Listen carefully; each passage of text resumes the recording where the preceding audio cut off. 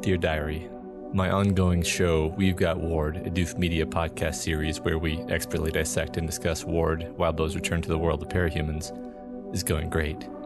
Everyone loves me, Matt Freeman, but I'm worried about my co-host, Scott Daly. He's clearly struggling with the current movement of the story, and I can't afford to lose him now. Things seem to be going well with his relationship with his wife. Almost too well. I'd have to make some smart moves here. Push him toward the podcast and away from his other life. Perhaps introduce the idea of a new show. Give him that Lost show he's been dying to do for the last year. I'll need to be smart about this because if Matt! Matt, it's time to start the show. What are you doing? Oh, sorry. Go ahead. Okay. This is the weekly podcast where Matt and I eagerly dive into Wildbow's world of horny capes, chicken nuggets, and alien-based death powers as we analyze and interpret this ongoing web serial. This week, Arc 13 Black continues with chapters 13.3 and 13.4. Victoria confronts Jessica Yamada, who reveals that everyone's been reading her diary, and they're not happy about it. But Victoria doesn't have a diary. Or does she? Matt, what did you think of these two chapters? These were fantastic. So far, I've just really been enjoying this arc. I'm loving the direction, the almost the genre shift into kind of a mystery that we're taking. It's very intense. I was anxious for the first one of these two chapters, and I was just like excited and into the character stuff for the second of them, and they're going to be really fun to talk about. Yeah, I completely agree. This is going to be a lot of fun. I've been looking forward to this conversation ever since I read the chapters, because there's so much going on here, and I really want to dive into, especially with the second chapter, I want to dive into just how difficult Wildbow made this for himself and yet still managed to pull it off. Because I really think the degree of difficulty with this entire subplot is so high, and the fact that it's working on me as well as it is I'm loving it. I'm loving it so much. So yeah, I think it's gonna be a good show. I can't wait to talk about it, and let's just do it. Yeah, I can't wait to get to that part. All right, so first of all, March's Madness, the winner of the contest running all these weeks, will be announced at the end of the show today. Don't skip ahead. That's cheating. You're not allowed to know until we get there. Yeah. And one more announcement. We're going to be starting up our quarterly fan art contest again. We're going to start it up next week. Next Wednesday is going to be the official kickoff of the contest. The reason we're telling you guys this right now is because we want some theme ideas. So I was sitting down trying to come up with some ideas for this quarter's theme.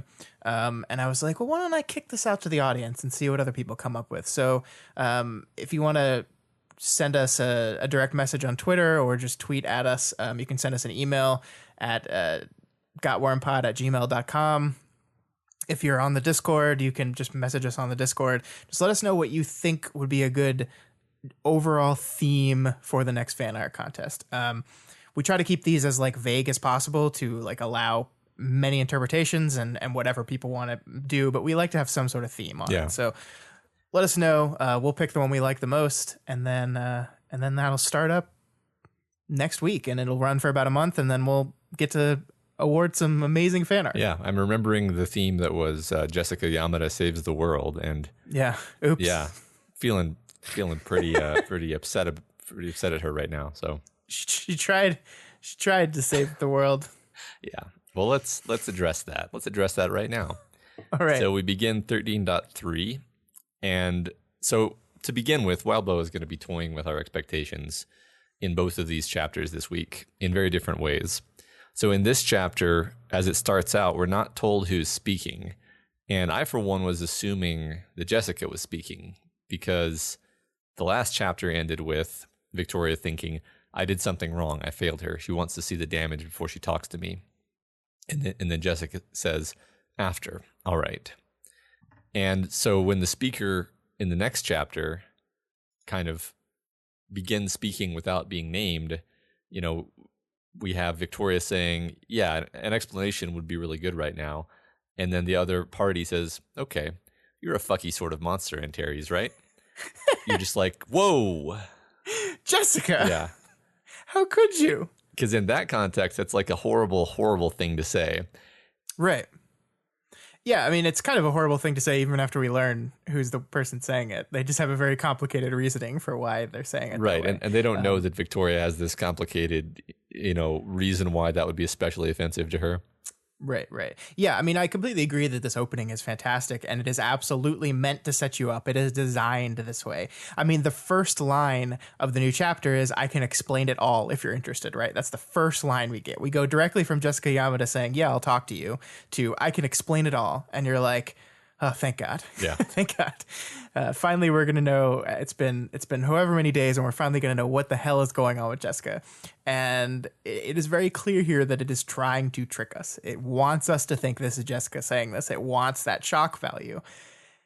And I mean, the fun thing for me is to think about why. Why is Wildbow choosing to trick us here? Is he just tricking us because he thinks it's funny to manipulate his poor readers? Yes, he does. But I do think it's more than that, right? I think there is this emotional core at the center of this chapter, and it's this off-kilter, uneasy feeling that our main character is feeling. Victoria doesn't know what's going on with Jessica. And as we get into the conversation with Jessica, that confusion only skyrockets. Wildbow is using this trickery at the start of the chapter to establish that tone of confusion and doubt. He's establishing this off-kilter feeling. We're confused. We're shocked. We're thrown off our game. We don't know what's going on. We presented with this conversation that appears to be about one thing, and it's the thing we want to hear about.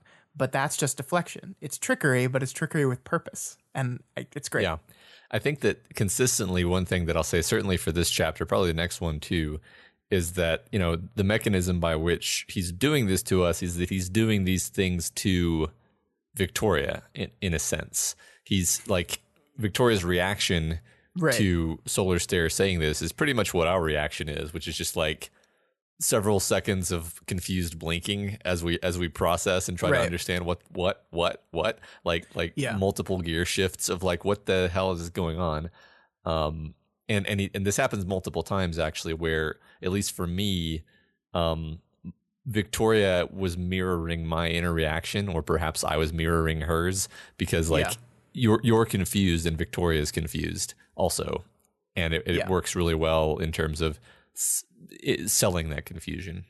Yeah, I mean, because that's the main goal, right? You want your reader to be emotionally with your protagonist, especially in this moment, this terrible, terrible moment. You want your readers to be there, and this is one of the ways, one of the tools in which our author employs to get you there. Mm-hmm. So eventually the text clarifies that it is Solar Stare speaking. We don't actually really know her, but we get kind of introduced to her. And she goes on to outline her worldview about the many kinds of monsters, the monsters you want to fuck up, fuck with, fuck, and cockblock. I want to spend some time on this, Matt, because I think this is actually like pretty important to everything that's going on in these two chapters, because Solar Stare is outlining a belief system that is going to matter, I think, in the ongoing conflict and the ongoing mystery, because she basically outlines her belief system here. You get too into this, you lose your ordinary life by accident or by 100 small steps, and it all becomes distorted.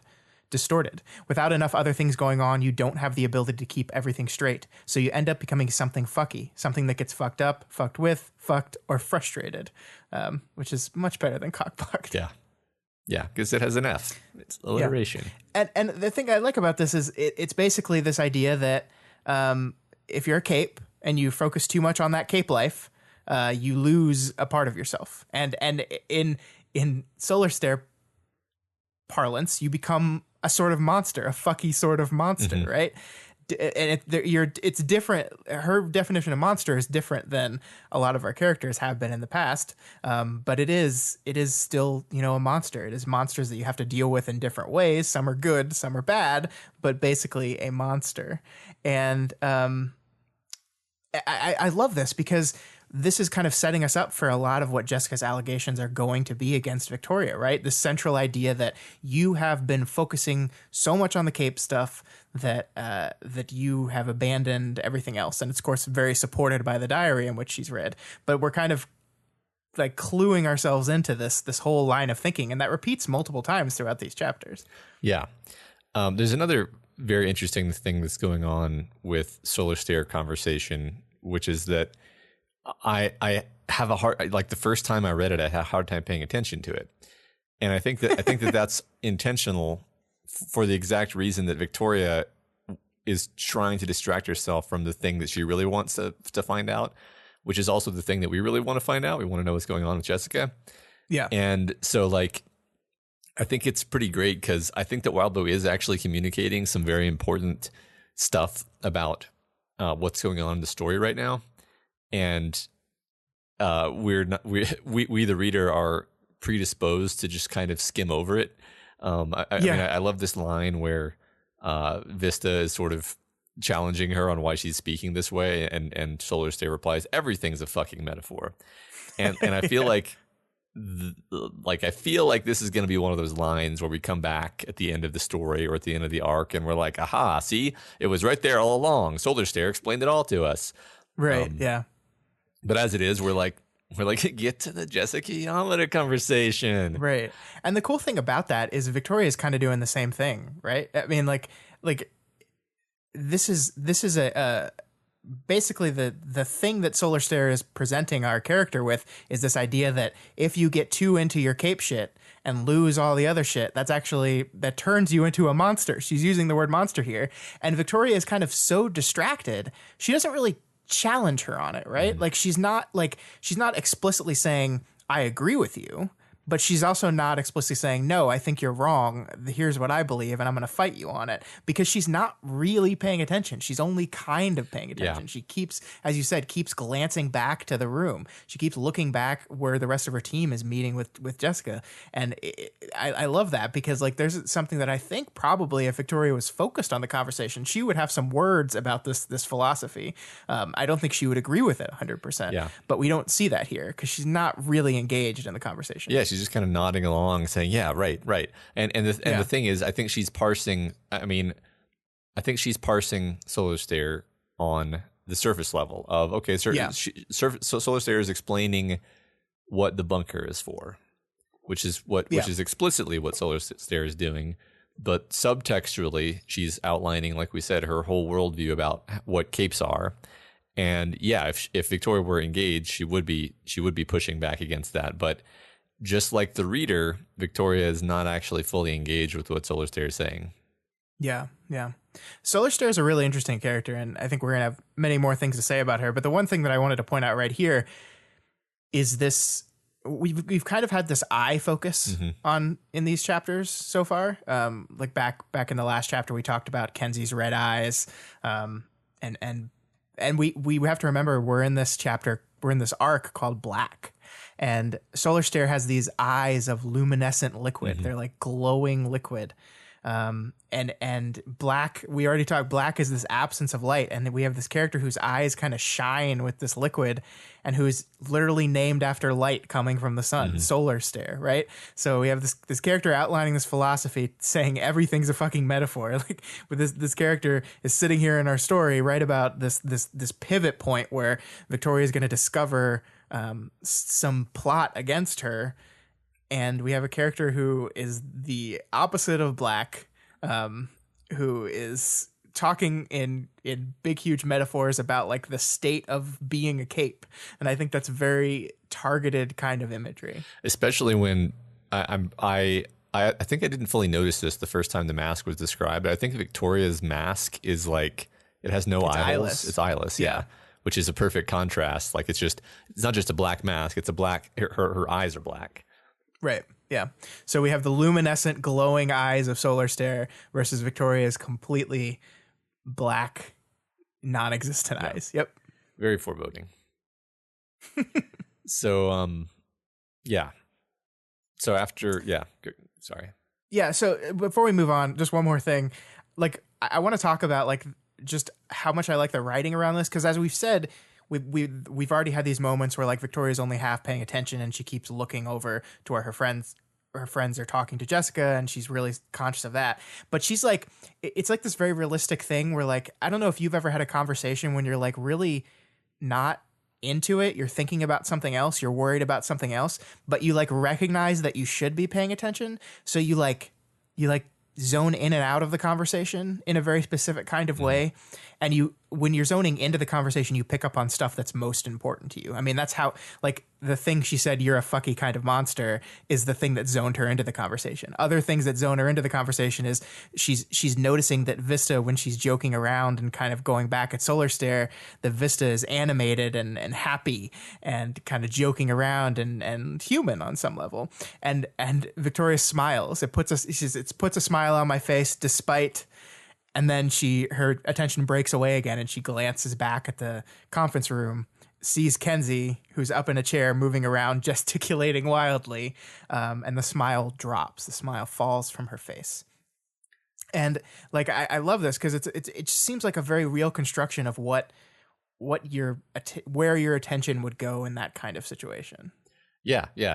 I think that is done many times actually in these chapters. There's another time later on where you're like, it's just such like naturalistic writing. I'm not sure what the right word is exactly, but it's like it conveys like, oh yeah, I know exactly what that's like. But it's not because Wildbow's describing it. It's because he's just portraying what it is to be in that situation. Right. And that's, I think, sometimes the difficulty with first-person perspective, right? Is because in order to write first-person perspective realistically, you kind of have to be willing to let your character like zone out sometimes. And you write that zone out. Like I think you sit down to write and you want to be as descriptive as possible. You want your reader to see and notice everything, but you have to limit your gaze to just through the eyes of your main character. And if she's not fully engaged or she's not fully paying attention, she shouldn't be seeing or hearing or noticing these things. Yeah. And I think that's something that these books in particular do so well. Yeah, I mean it's as much a measure of the writer's introspective awareness as their writing skill, I think, because you don't necessarily know that your mind works this way unless you pay a lot of attention to it. Sure, yeah. I like that. I like putting it that way. That's good. Yeah. So after insinuating that she's going to dish on Vista's activities, Solar Stare then gives the two women some privacy. Then Vista confides in Victoria that Solar Stare used to be a major prude and then got brain damaged in a fight. Yeah, and this is where you start to notice some patterns in this arc, right? Because so far we've had 3 chapters in this arc Black, and we've had 3 instances of people discussing how brains, how personality, how behavior have changed because of events. In the first chapter, Aaron's talking about Lachlan and how she's trying to help him be free of brainwashing, and she says this line. She says, "It's scary how easy some of these things can hit you. There's no enduring it through willpower. There's no taking cover. There's no delay or chance to fight back. Just there it is. Your mind is changed forever. And then fixing it takes years if it's even fixable." And of course, our buddy Rain immediately connects that to Victoria and says, "Hey, don't say that stuff in front of Victoria," which is great because there's no indication in the chapter that like Victoria was going to make that mental connection to herself, but Rain just does it for her and then says it out loud. Thanks. Good job, Rain. Good job. Very sensitive. But then we move on to 13.2 and we have Colt, and we have this character who's acting confused. She's acting not all there. She's acting like she doesn't fully comprehend what's going on. Our characters ask if she's maybe been put on drugs, and then they bring up the idea that like other breaker capes, her mind might have been changed or damaged by her trigger, by her power. And then now, third chapter, 13.3, we have Solar Stare, this prudish, quiet girl who suffered a brain injury and then suddenly became this completely different person. So we have 3 chapters, 3 alterations of personality and behavior. Now, there's certainly a lot of diary-specific speculations we could make based on this trend. But like, you and I aren't really in the prediction game anymore, Matt. Like we don't play that game very much. Not so often. No. I think the important part of here as we're analyzing this is pattern matching, right? You when you're looking at a book and you're trying to analyze a book, you look at patterns and you say, oh, look, this is a pattern. This means something. We're going to do something with this. So I bring this up not to conclude and say conclusively, this means X. I just bring this up to say, this is a clear pattern throughout the first 3 arcs of the story. This is going to be explored in some way throughout this story, and we should be paying attention to it. Yeah. I as soon as you drew that out, I remember when we were talking about this earlier, it was like, oh yeah, we can easily nail down points in all 4 of these chapters actually where something like this is being indicated. So yeah. And we'll get to the 4th one in a bit, but yeah, it's definitely 4th one's a big one. Yeah, it's definitely a motif though. Mm-hmm. So Vista then shares a bit about her personal life. She mentions a lot of things, but she mentions a high school boyfriend, and I like how this is worded. She says, he asked out Missy Byron, and we dated for like 7 weeks. And so there's 2 things I like about that. The first and most obvious is that she talks about herself in the third person. She says, yeah, he asked out my real name. And then I think it's funny because the way she phrases it, we dated for like 7 weeks. And it's like, you remember exactly how long your high school relationships lasted because a week in high school time is like a year. So it's kind of cute that she's pretending not to remember that it lasted exactly 7 weeks. I thought that was just a really great realistic touch of how people that age behave and speak. Yeah, that's a good catch. I hadn't considered the 7 weeks thing specifically. Yeah, but I definitely grasped onto her third person use of her name, just like you did, I think. Mm-hmm. It's almost as if she's othering her non-cape self. That's not me. That's Missy Byron. And I think it kind of does show how much Vista has kind of segmented those parts of her life away from each other. This guy didn't ask out Vista. He asked out Missy. And this actually got me thinking because I was like, I went back through our old show scripts too, because I was like, how many times have we called Vista Misty in the last few shows or ever? And it's 0, Matt. We never call her Missy. We never, ever, ever call her that because Victoria never calls her that, right? She's never Missy to Victoria. She's little V, right? She's not little M. Does Missy Byron even exist anymore? And this, like, I think this is important because again, this brings us back to this opening salvo in Jessica's argument that happens here. That she's too focused on the cape side of the thing, that she's let the human side of the thing go because she's too focused on the cape side of the thing. And now we have this person, Missy, right here, who, like, doesn't even like her name anymore. Doesn't othered her name. She's Vista. Victoria agrees she's Vista. And I just find that really fascinating. Yeah. I agree. I don't really have anything to add to that, but it's definitely goes hand in hand with this idea of, Victoria has her certain mentality about how cape life and human life should be balanced. Vista here is exhibiting almost a worse tendency than what Victoria's had because her identity as Victoria and her identity as Antares are basically the same person. Right. She would never refer to herself in the third person.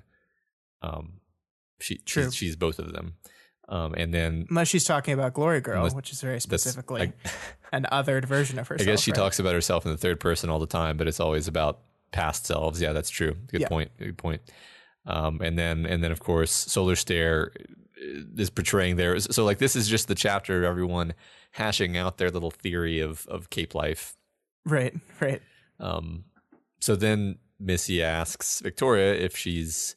Well, you just ruined my thing by using Missy now, man. Sorry. Well, it slipped out.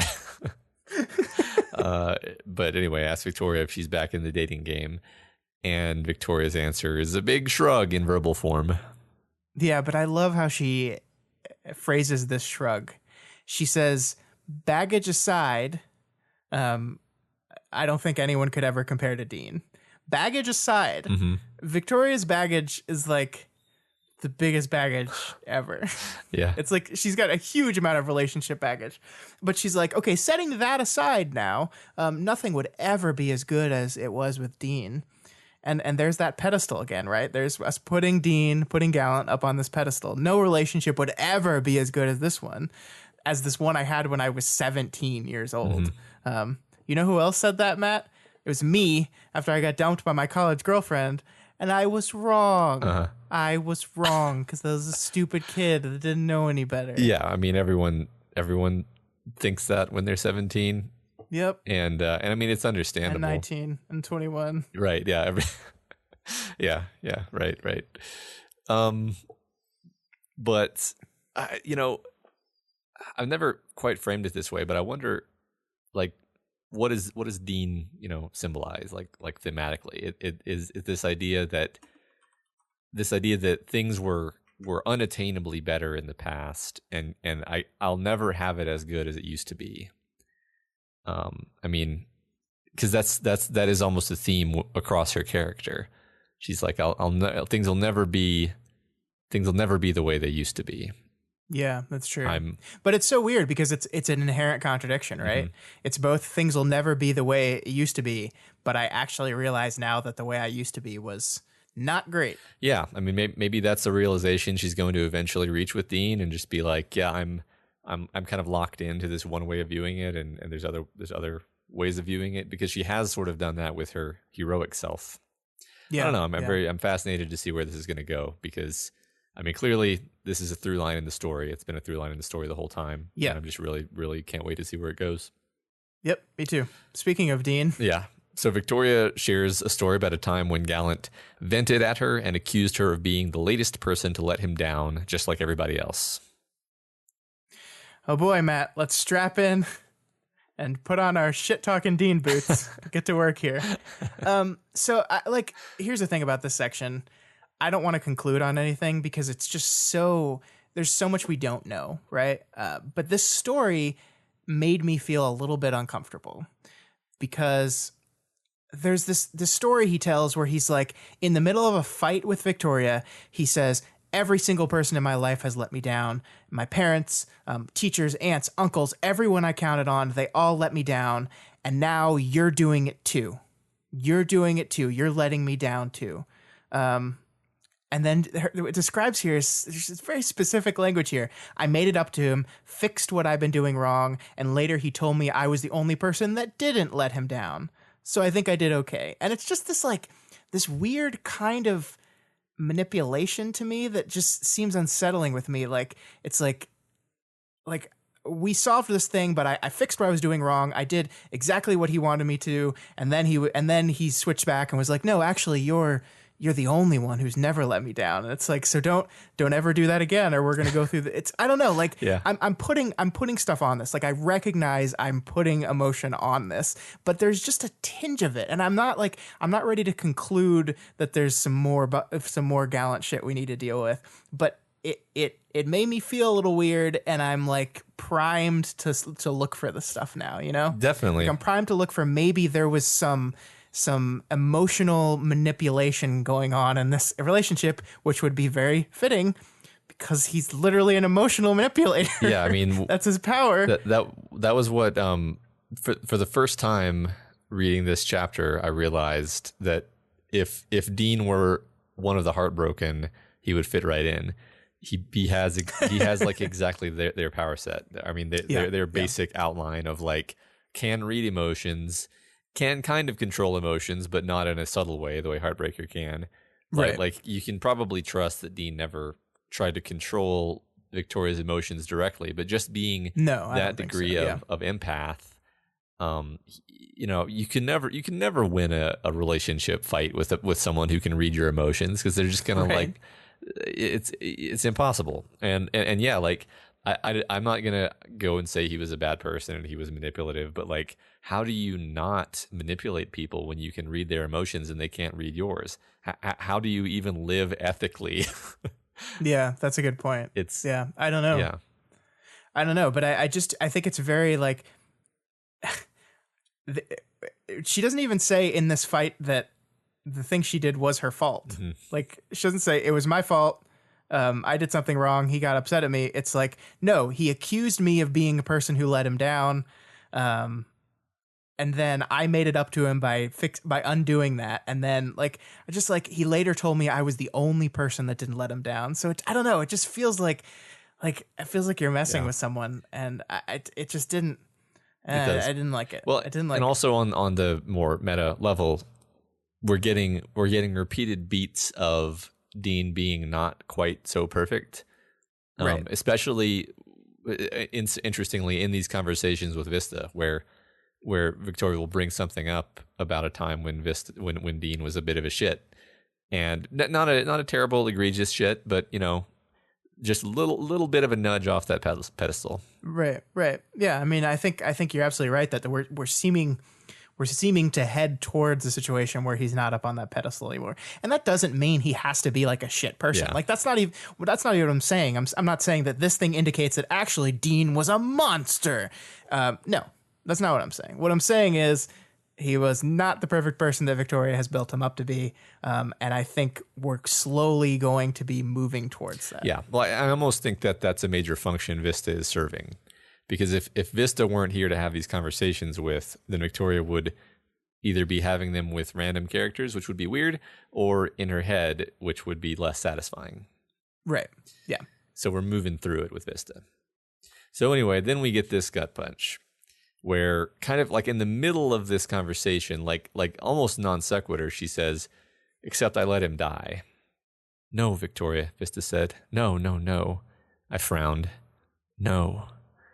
And first of all, it's just heart-wrenching because it's great how you can like visualize and hear the tone of voice that Vista's using there. Like, I don't know, I could anyway. I thought it was great writing. Like very few brush strokes saying a lot type of writing. Yeah, no, I agree with that for sure. And you feel like this is one of those things that has just been eating at Victoria, and she's needed to share this feeling.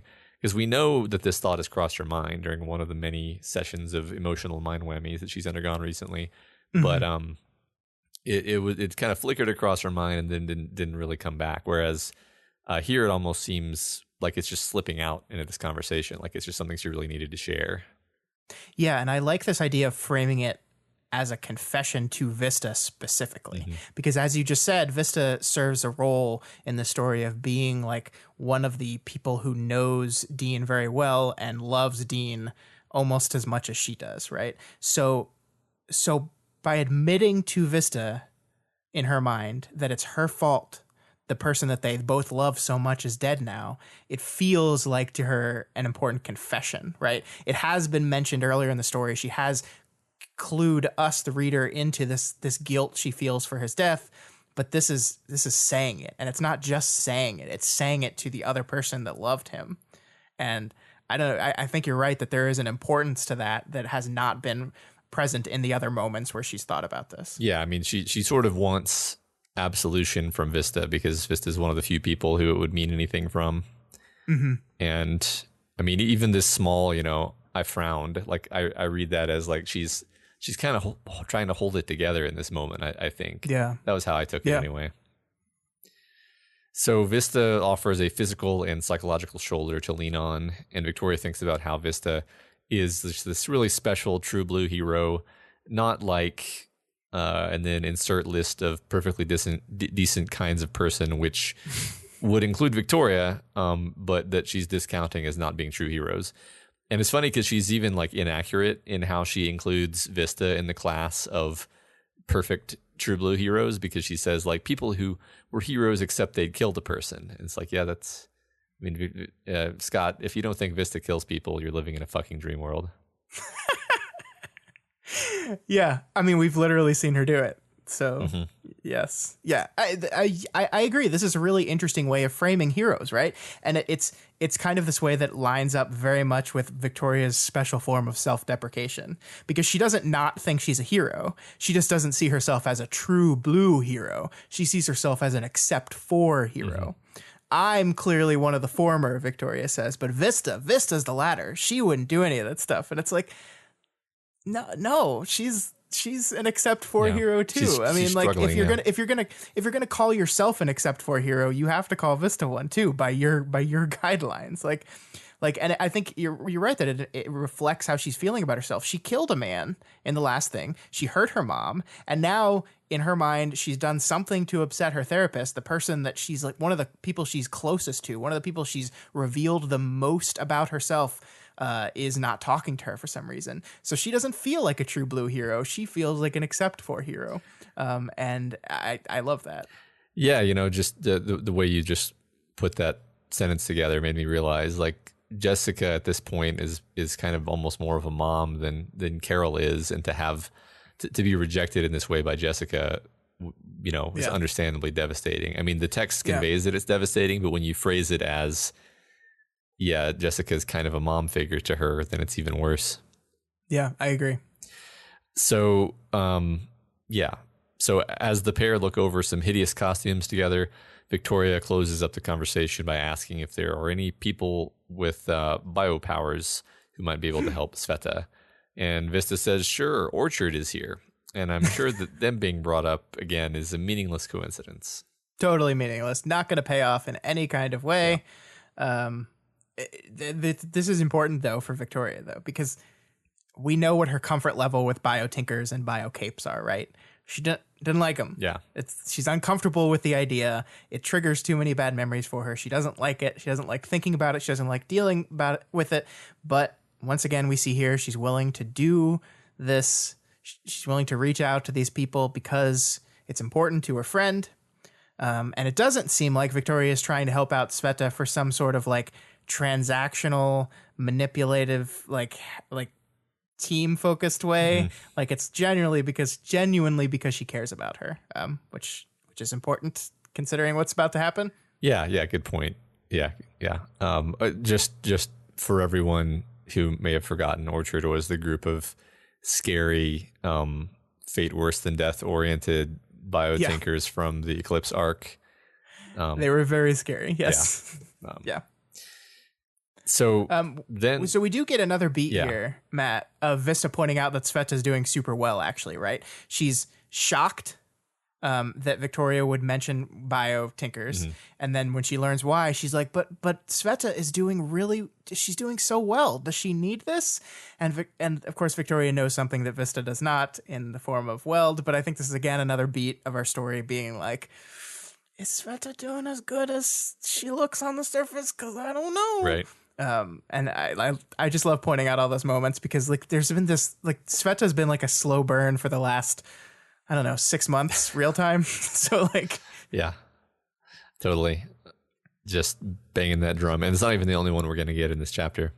No, it's not. So yeah, she finally goes in to the conference room. The team is done talking to her. So she goes and she joins Jessica, and oh man, like all the build up to this scene throughout this chapter, her trying to distract herself, and then we're finally here, and just the tension is so thick, and the dialogue starts out so like false with Jessica just walking on eggshells and being completely at arm's length, like literally like across the room from her, borderline hostile, but in a very like passive aggressive kind of Jessica Yamada way where she would never actually be directly hostile.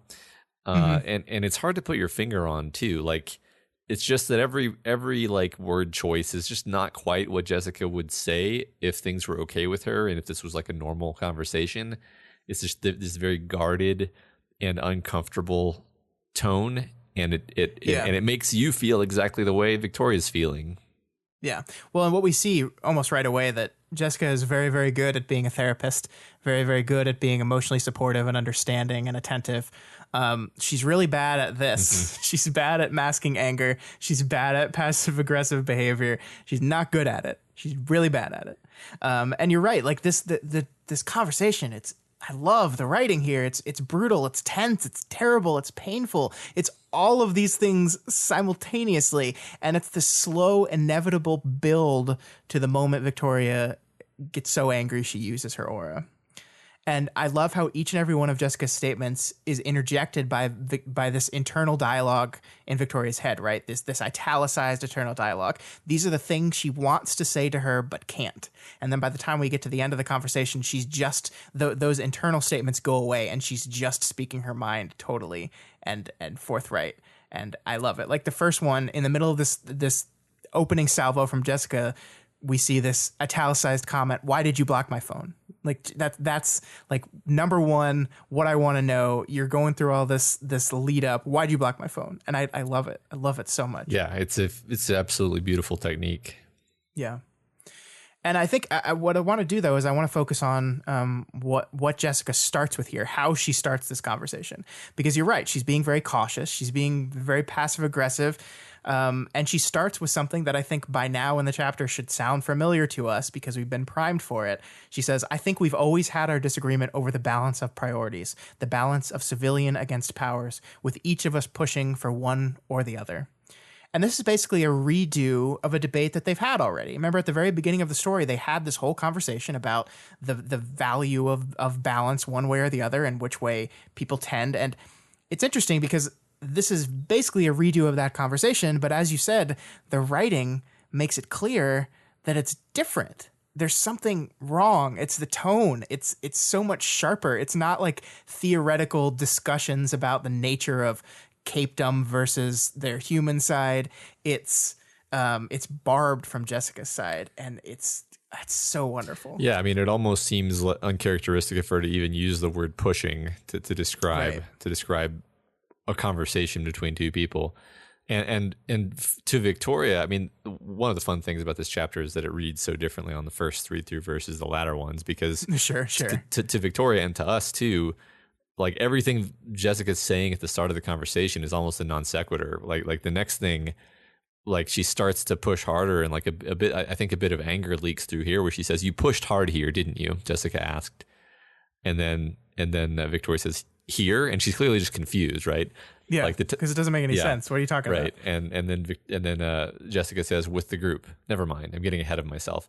And like I don't know if I necessarily was just reading it in the right tone or not, but the point being, like, she's so upset that she's almost eager to fight rather than she doesn't want to be having this conversation, right? Like that's the crux of it.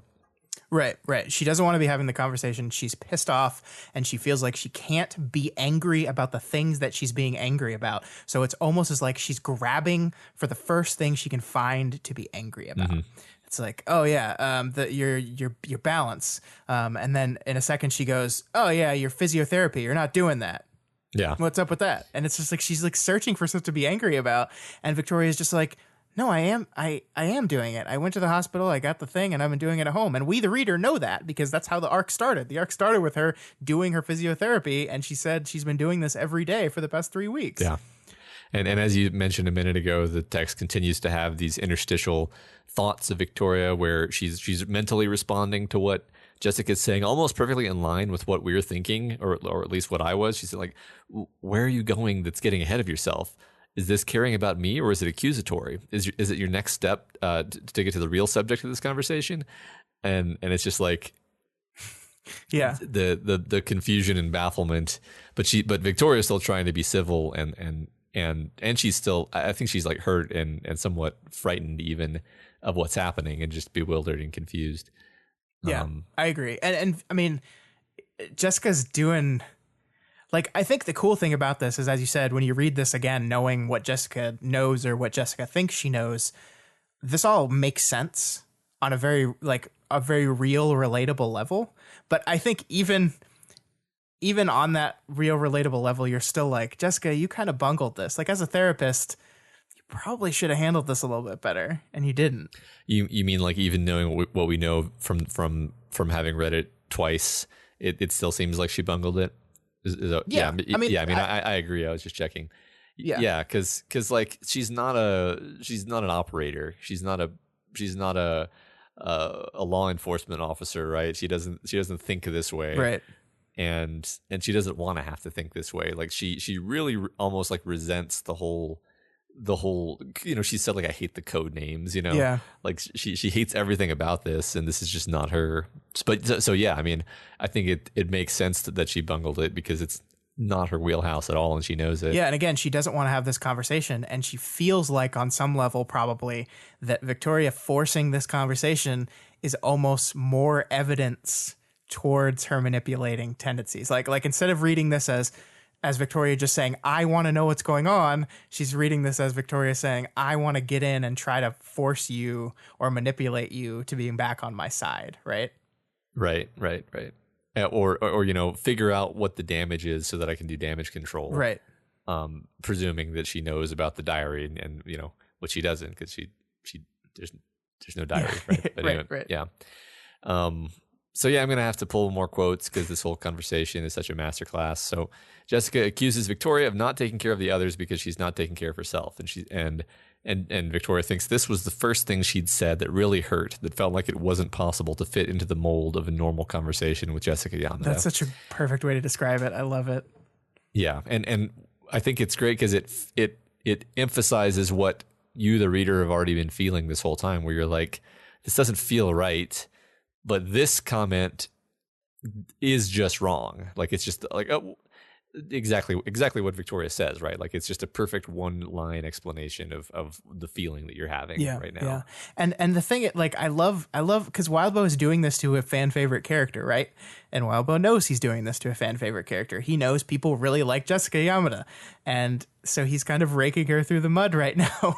And it's really great. I mean, like, just from a narrative perspective, like, it's really fascinating to see this roll out. And the funny thing about this particular attack of Jessica's, I think it's a sentiment that you and I have like offered up in discussions on the show before, right? Like this idea that, hey, Victoria, you really need to be taking care of yourself. Like focus, you need to focus on yourself more. Like you need, yes, taking care of those people is great, but you need to focus on self-care. The problem here is there's a difference between like waxing philosophically about self-care to throwing it into someone's face right after they survived a terrible incident. And like, here's the thing, breakthrough is better.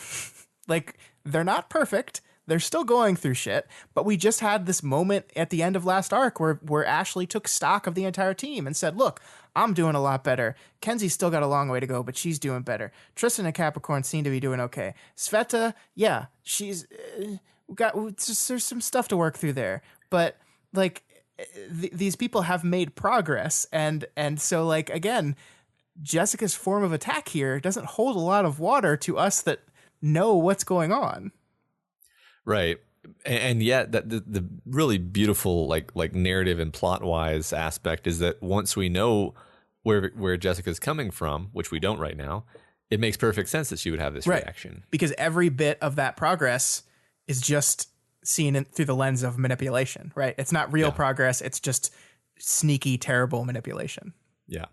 But as you said, in this moment, we're just like, come on, right. Jessica, like, give her some credit. Like she's trying really hard, and yeah, she's having a rough time, but she's accomplished a lot actually. Yeah. I mean, they're still alive. Unfair. Jesus, they're still alive. Yeah. That's something. Right. Rain was going to be murdered by his cluster. You got them all in jail now, you know? Yeah. Speaking of questionable things Jessica's saying, though, there's this one moment that I found really interesting and I wanted to talk to you about. They're talking about Chris, and Victoria's basically saying, you put me close to Chris without telling me who he was. And Jessica's response is, he wasn't a threat, Victoria. He needed more sessions, but he was on the road to normalcy, striking his balance, learning the necessary skills. Is she right there?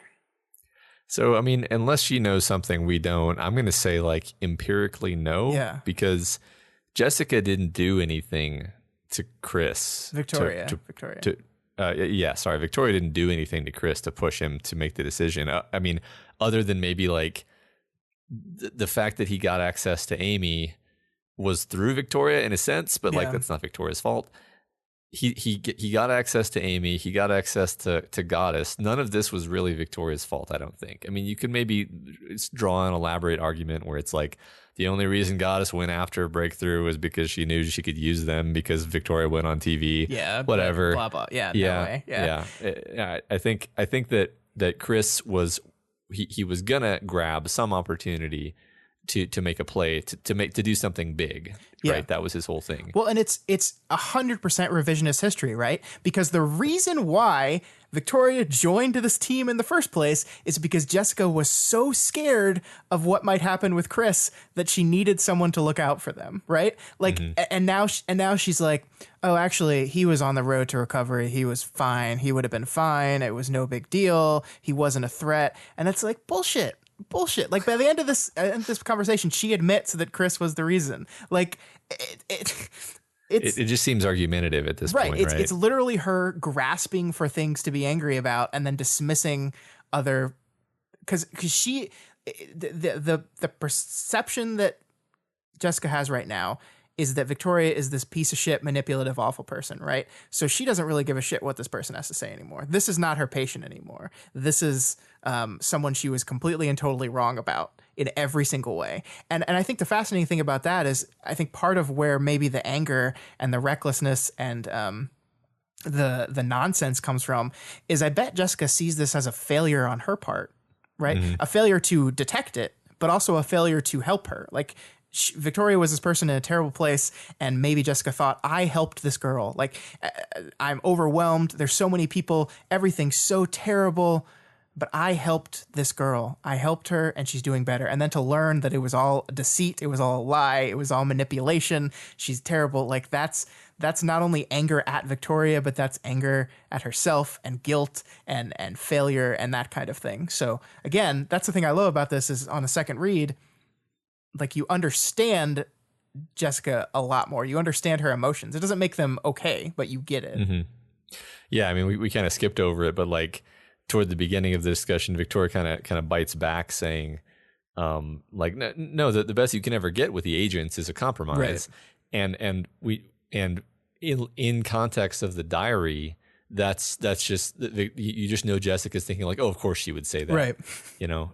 It plays everything Victoria says plays perfectly into this evil miscast image of her, which is why I think that this diary is made by some kind of terrible thinker, and this is a terrible mind whammy. But that's for later. But anyway,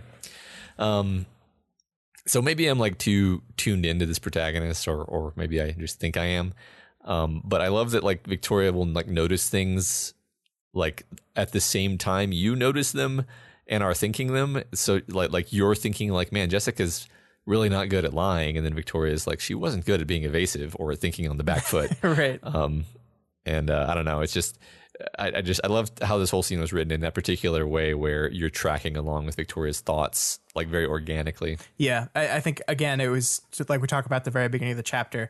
It was because we very much got into Victoria's point of view emotionally as well. So yeah, you're kind of tracking along right with that. And there's many sentences of that. I like, she was trying to be stern, but she wasn't good at it. Like, it's so hilarious. Like Jessica, this like the world's greatest therapist, quote unquote, is terrible at all this stuff. She's awful at it. Yeah. Yeah. I mean, it like as mad as I am at her right at this moment, especially during the first read through, it's almost a bit endearing how bad she is. Yeah. Yeah. Yeah. How bad she is at being a mean mom. So Victoria starts to get angry as Jessica continues to stonewall and to pull back, and to confirm, in a sense, everything Victoria's feared. One thing I love about this, which you especially notice on the reread, is how Victoria's behavior would seem from Jessica at this moment. Like when she hits the table and then Jessica calls her out on it, and she says, I hit a table, no force field strength, or there wouldn't be a table anymore. It's like the least placating or apologetic possible follow-up to an outburst like that. Yeah. Like if you're in a business meeting and somebody hits a table, like that just changes the whole tone of the thing. Sure, right? Like yeah. But Victoria has gotten very free with her demonstrations of anger in the last many chapters. Yeah. Well, I mean, and there's a very specific sentence here, right? That's "Don't bully me with your powers, Victoria." And I mean, it's a loaded word, and it's a word that we're going to say again before the end of the night. But yeah, I mean, I love it. I love everything about it. I love that, like, Victoria is genuinely, like, Victoria gets mad and she gets a little snippy sometimes, and it's not like she doesn't mean it in the bad way. She just kind of loses her temper a little bit. But it's so easy to see how that lost temper just like plugs into a completely different lens of view of who she is now based on this diary. And it's so funny that like it's just like we talk so much about in the early part of the story about perception and how perception changes everything about what you believe in a person. And this is literally what we're seeing right now. Right, and it just gets worse pretty rapidly from here because despite Jessica explicitly telling her here that using powers would damage their relationship, Victoria proceeds to use her aura on a low thrum setting. And so like in this moment, did you take this as another outburst, like an emotional reactive slap like she's done before? Or is this more of a calculated, like you're not getting out of this room until you give me something type move? Is it fair if I say a little of both?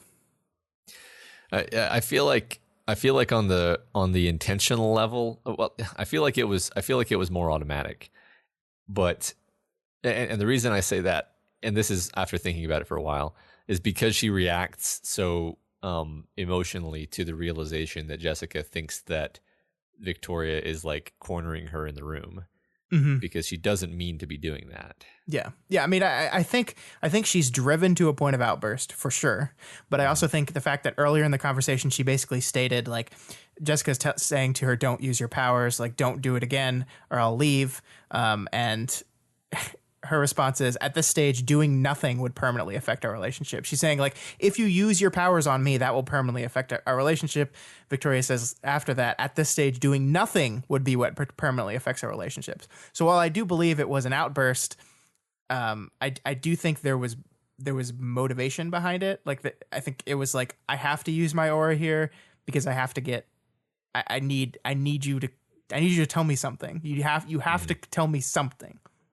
And that's how she justifies it next chapter, right? She says, I used my aura on her. I felt bad about that, but I'm glad because I wouldn't know about the diary if I hadn't. I think this is a really interesting example to talk about because the whole nature of the diary is how even a relatively benign thing can be twisted into a terrible, unforgivable manipulation. Sure. And you can see this action as one or the other, and there may have even been components of both in there. Yeah, I like that. I sure bet the diary would be like, and then I used my aura on her specifically to make her feel. Yeah, make her talk. Yeah. I knew she wouldn't be able to resist my questions. Yeah. So Jessica, basically under the influence of like fear and the aura, she breaks down enough to tell Victoria that there was a diary found on her computer, which we've mentioned like 100 times. Yeah. So that's the big reveal here. Now we finally understand. We found your diary, Victoria, and it doesn't look good. Uh-huh. And we're like, wait, diary? What? Right. Huh? Victoria has a diary? Yeah, and the text is quick to point out, like, yes, there is indeed no secret diary that Victoria has been keeping that you, the reader, are not aware of. Right. I love that we don't play with that very often. They're very much. It's like... Yeah. So I just love this whole exchange here, just as more of an example of all of the writing kind of techniques that I've been pointing out. I told you what you wanted to know. Would you please step to the other end of the room? That she told me because she still felt threatened. She was bartering. I stumbled back to the point of the room that was furthest from her. She was watching me, studying every expression and movement. I saw worry crease her forehead, drawing her eyebrows together. Or doubt. So I just love every line of this because it's communicating so many things that it's not just saying outright. Like it tells us Victoria is disturbed and hurt at the thought that Jessica only told her this stuff because she was scared and she thought that was the only way she'd be allowed to leave. Yeah. And then it tells us that Jessica sees that Victoria is absolutely like hurt and confused by this, which causes Jessica herself to have doubts. Maybe. We're not sure. We're not sure if it's worry or if it's doubt because Victoria's not sure. Yeah. But it's this great, like so much subtext in like 5 lines, 5 short sentences. Yeah, I agree. And the thing that like, there's so much uncertainty behind this whole thing, right? Like Jessica probably in this moment, maybe part of her believes that Victoria would actually hurt her. And we know that's not true. Victoria would not hurt her. Maybe accidentally, but not like on purpose. She like would never set out to hurt someone like this. But Jessica believes that she would in this point. And I love this doubt here, because like, in the back of Jessica's mind, there's this little nagging thing that says, this doesn't quite add up. I've spent a lot of time with this girl. I know this girl, and this doesn't quite add up. But it's so hard to reject evidence. Like, it's so hard to the evidence is right there. You've tried to clear it with other people. You've checked with people. You've checked timestamps. Like, it doesn't add up, but I can't ignore it. And it's like, it's a mess. It's a mess. And I love it. I love the doubt. I love it if it's doubt. I love it if it's worry. Like, I love the complicated nature of this. And I love it so much. Yeah. Yeah. I mean, and she even does say, like, maybe something is messed up on my end. I'm willing to admit that it's a possibility, right. But at least she clearly is leaning toward the suspicion of it, the fact that like everything adds up right. towards almost everything adds up, except like this just doesn't make sense. Yeah. I think on a gut level it doesn't make sense, but it's perfectly crafted on an intellectual level to make sense. Right. And there's also probably like a professional like desire for it to be wrong, because then it means that I'm not a terrible therapist and I didn't fuck up. But then she's probably aware of that desire, so she like kind of pushes away the doubt, maybe, as like this evidence of like, okay, so I have this doubt, but this doubt, the motivation behind this doubt is really just because I don't want to feel like a failure, and therefore I'm not going to listen to it as much as I normally would. Like, you can kind of see, I mean, there's nothing textual in there, but you can kind of see like in a human being that thought process working through them. Absolutely. Yeah, I agree completely. Yeah. So there's one more thing that I wanted to focus on before we wrap up the chapter. Her last line to Victoria, Jessica's last line to Victoria is, yes, Sveta is a lingering concern of mine. So basically the setup of this thing is like, she admits, yes, Chris was my primary worry when I added you to this group. Now you are. Now it's you, Victoria. I was worried about Chris. Now I'm worried about you. But then she caps it off with, but yes, Sveta is a lingering concern of mine. So once again, we have this beat of Sveta's in some shit, guys. like it's like it's coming from all these different angles, and it's a slow burn to what is going to be a problem.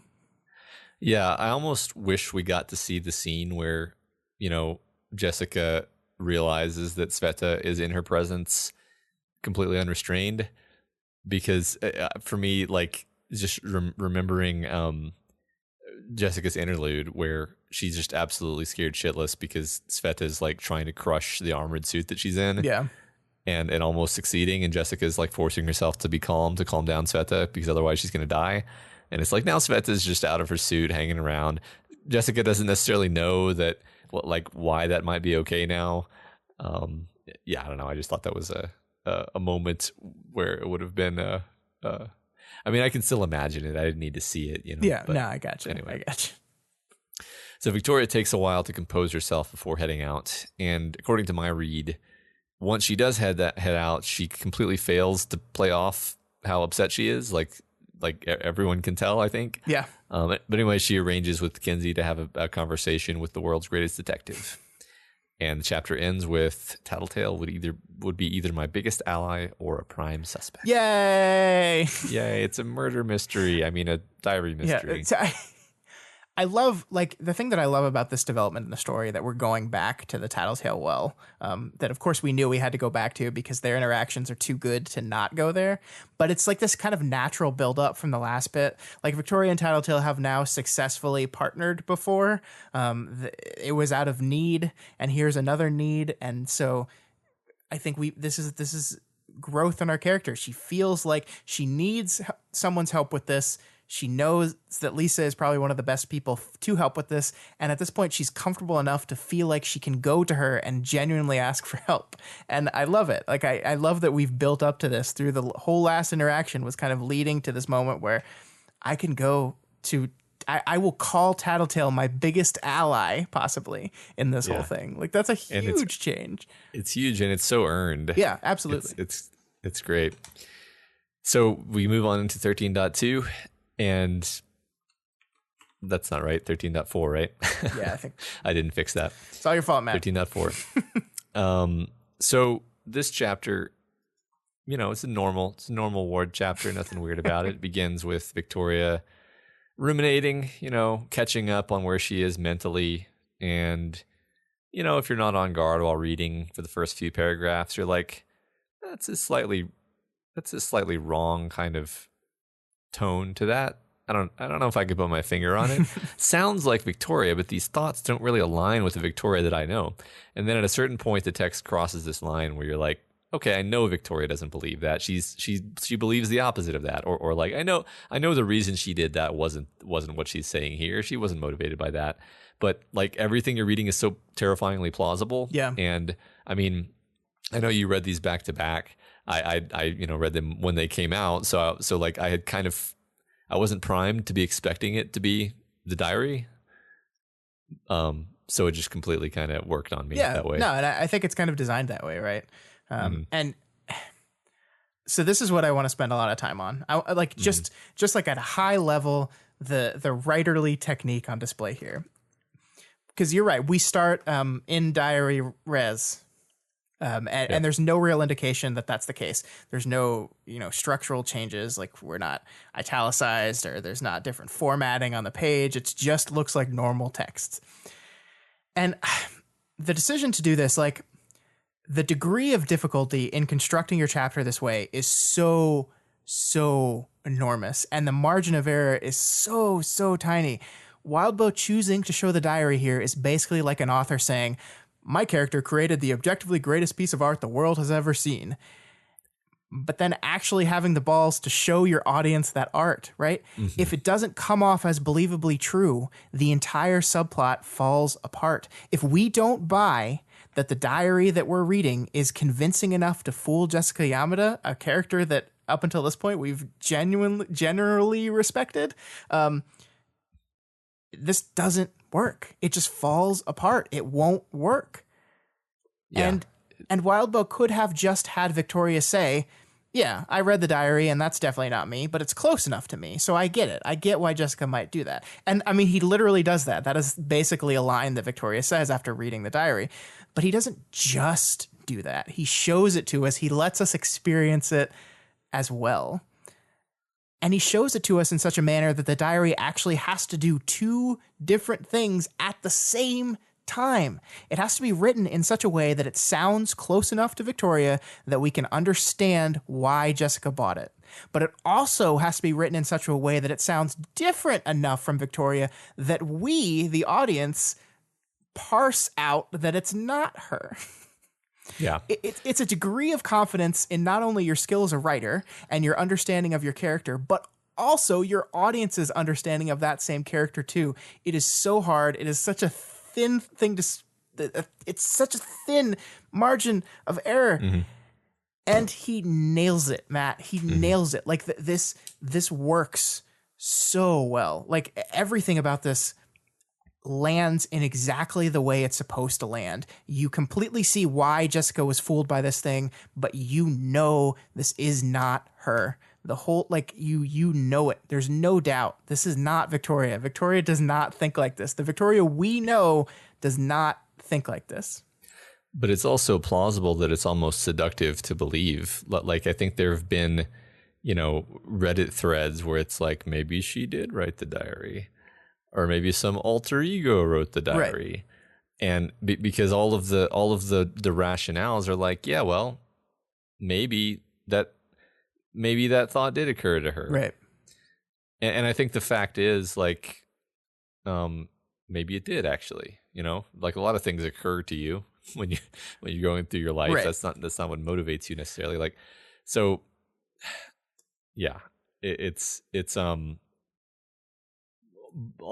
every level, I agree that this is awesome. This is an awesome kind of thing to be talking about in this story. Actually, this theme of how you can no longer just judge people based on their actions. You like the intent absolutely matters. Yeah. And if you have this like seductively terrible portrayal of what their intent is, then you're very tempted to just be like, oh, you are actually a piece of shit.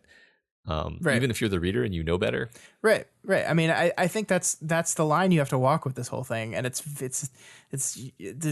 you're on the head of a needle, and it's God. There's so like it's so difficult to walk this tightrope.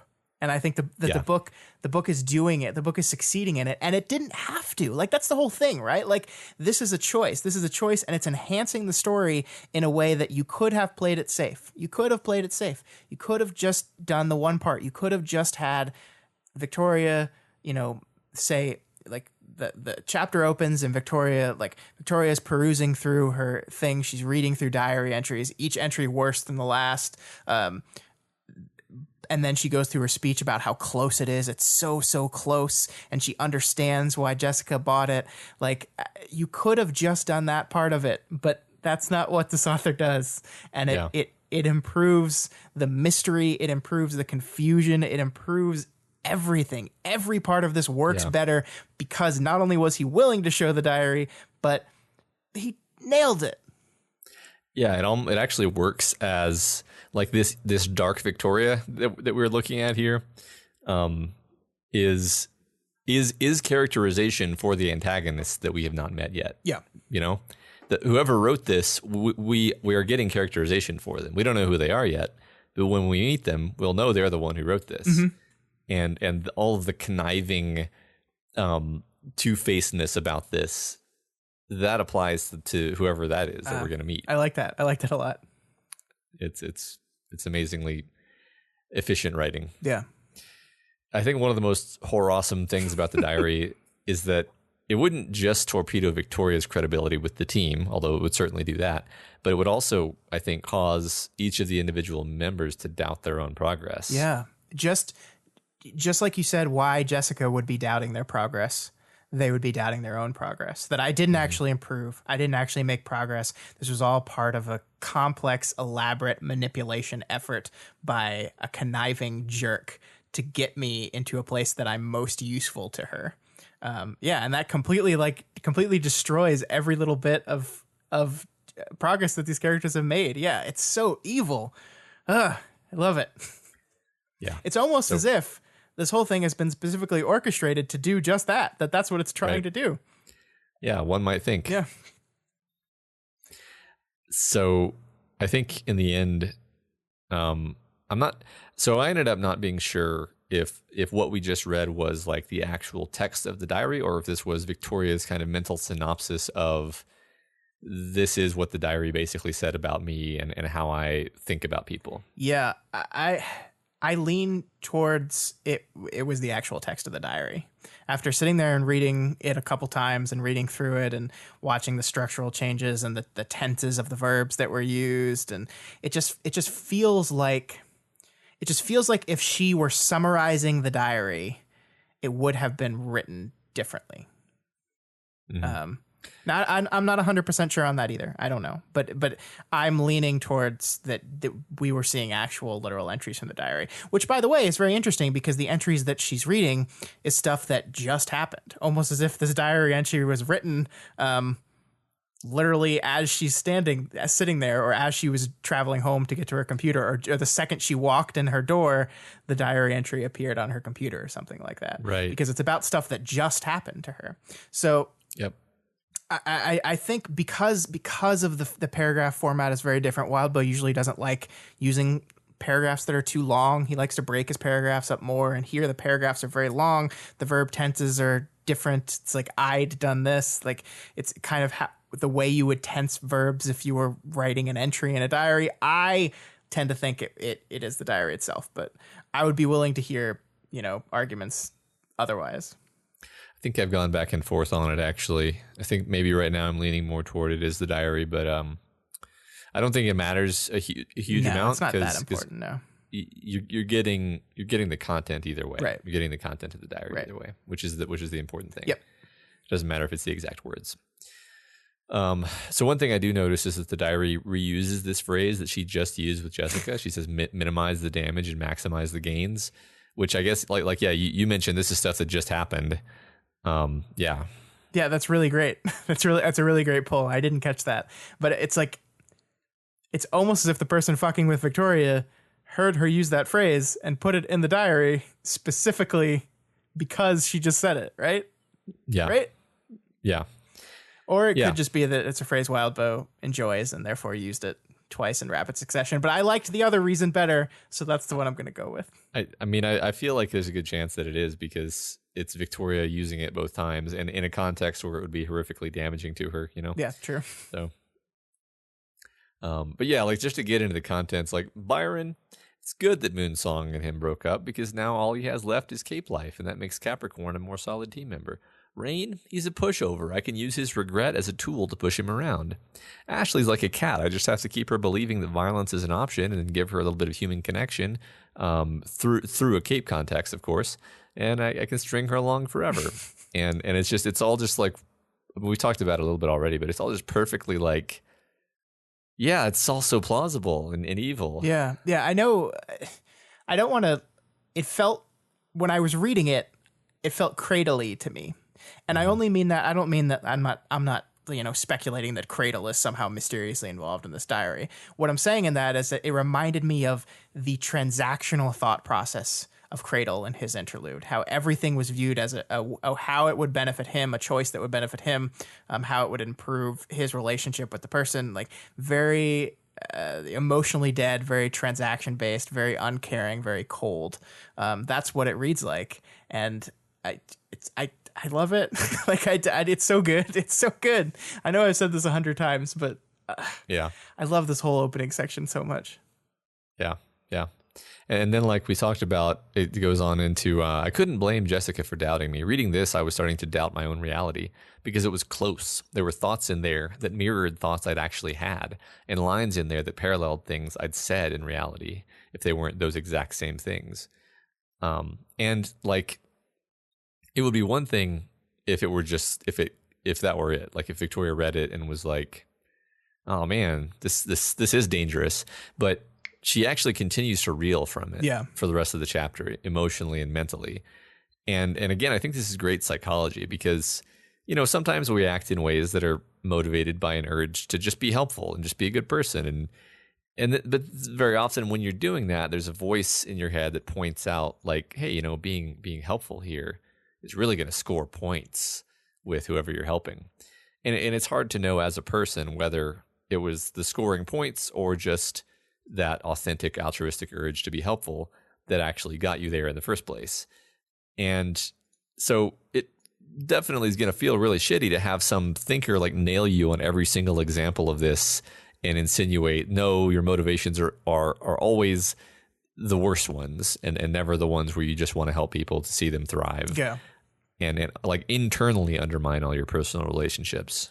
Yeah, I completely agree. I love it. Like, our motivations are complex and multi-layered. Like, did I bring home these flowers for my wife because I love her and I want her to feel good? Or did I bring home these flowers because I knew it would score wife points?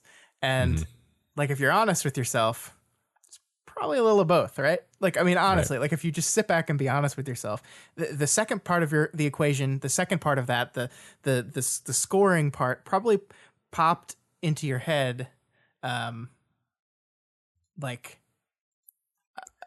while you were buying the flowers, right. perhaps. Like even if it wasn't your primary motivation, it still probably popped into your head at some point there, right? Yeah. And whoever is responsible for this diary focused on only that part. That's the part they jumped in on. And this is actually, there was a great conversation. I didn't read it all because it went on for like an hour, but there was a great conversation in our Discord. This is for those of you that aren't in the Discord, this is the kind of super nerdy conversations that go on here. But there was a conversation basically around this idea of, does the diary fabricate motivation or does it reframe actual motivation? And everyone involved in that conversation had really great points. I lean towards the latter in that, right? That it's just taking things, it's just taking motivation that exists and reframing it in the worst possible light, and a light that might actually line up with some of Victoria's, unconscious thoughts. Sure. Yeah. I mean, again, this is a really fascinating topic to be writing about in a story in general, and especially in this story where we have all these themes of like forgiveness and regret, where you always have to take into account the person's state of mind and why they're doing the things they're doing. And this is a perfect example of like, well, does it change everything Victoria's been doing, all the help she's given Breakthrough, if she were actually, doing it for the wrong reasons? Kinda. Yeah.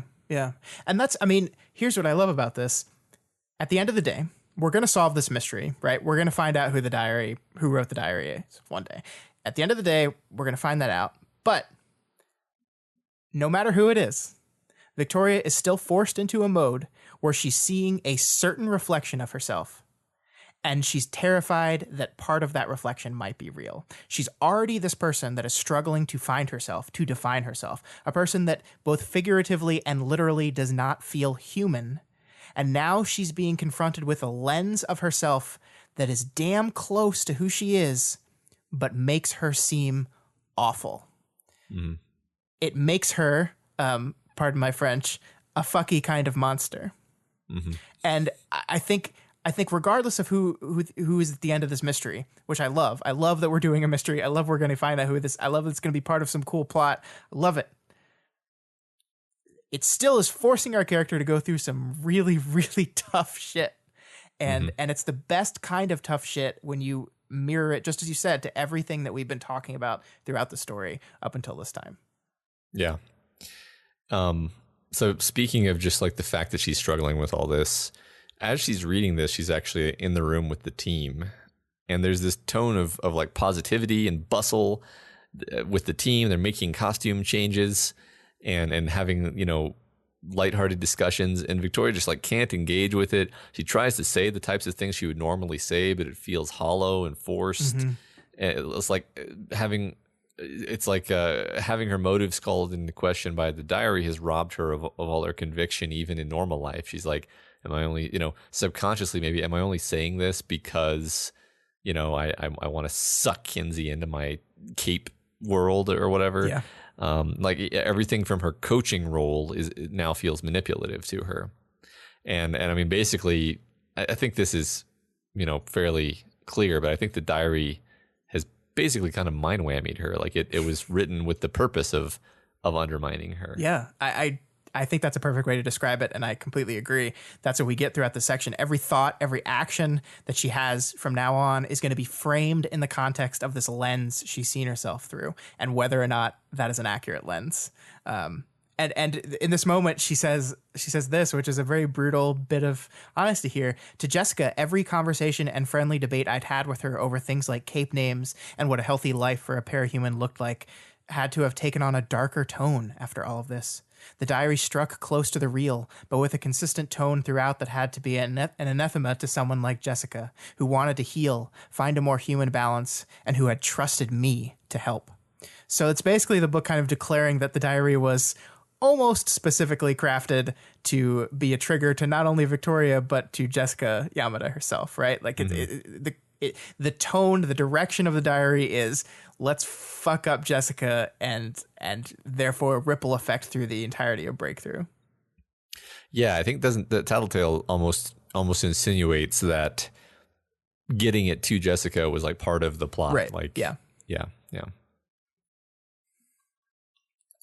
Oh, and then there's one more moment here that I wanted to point out here, because you talked about how there's all this bustle going on and everyone's happy around her and she's kind of distant and removed from it. And there's this moment here that I think like tries to Victoria like trying to feel like she's still a part of this group. Like Kenzie is kind of going through her phone and doing like this or that.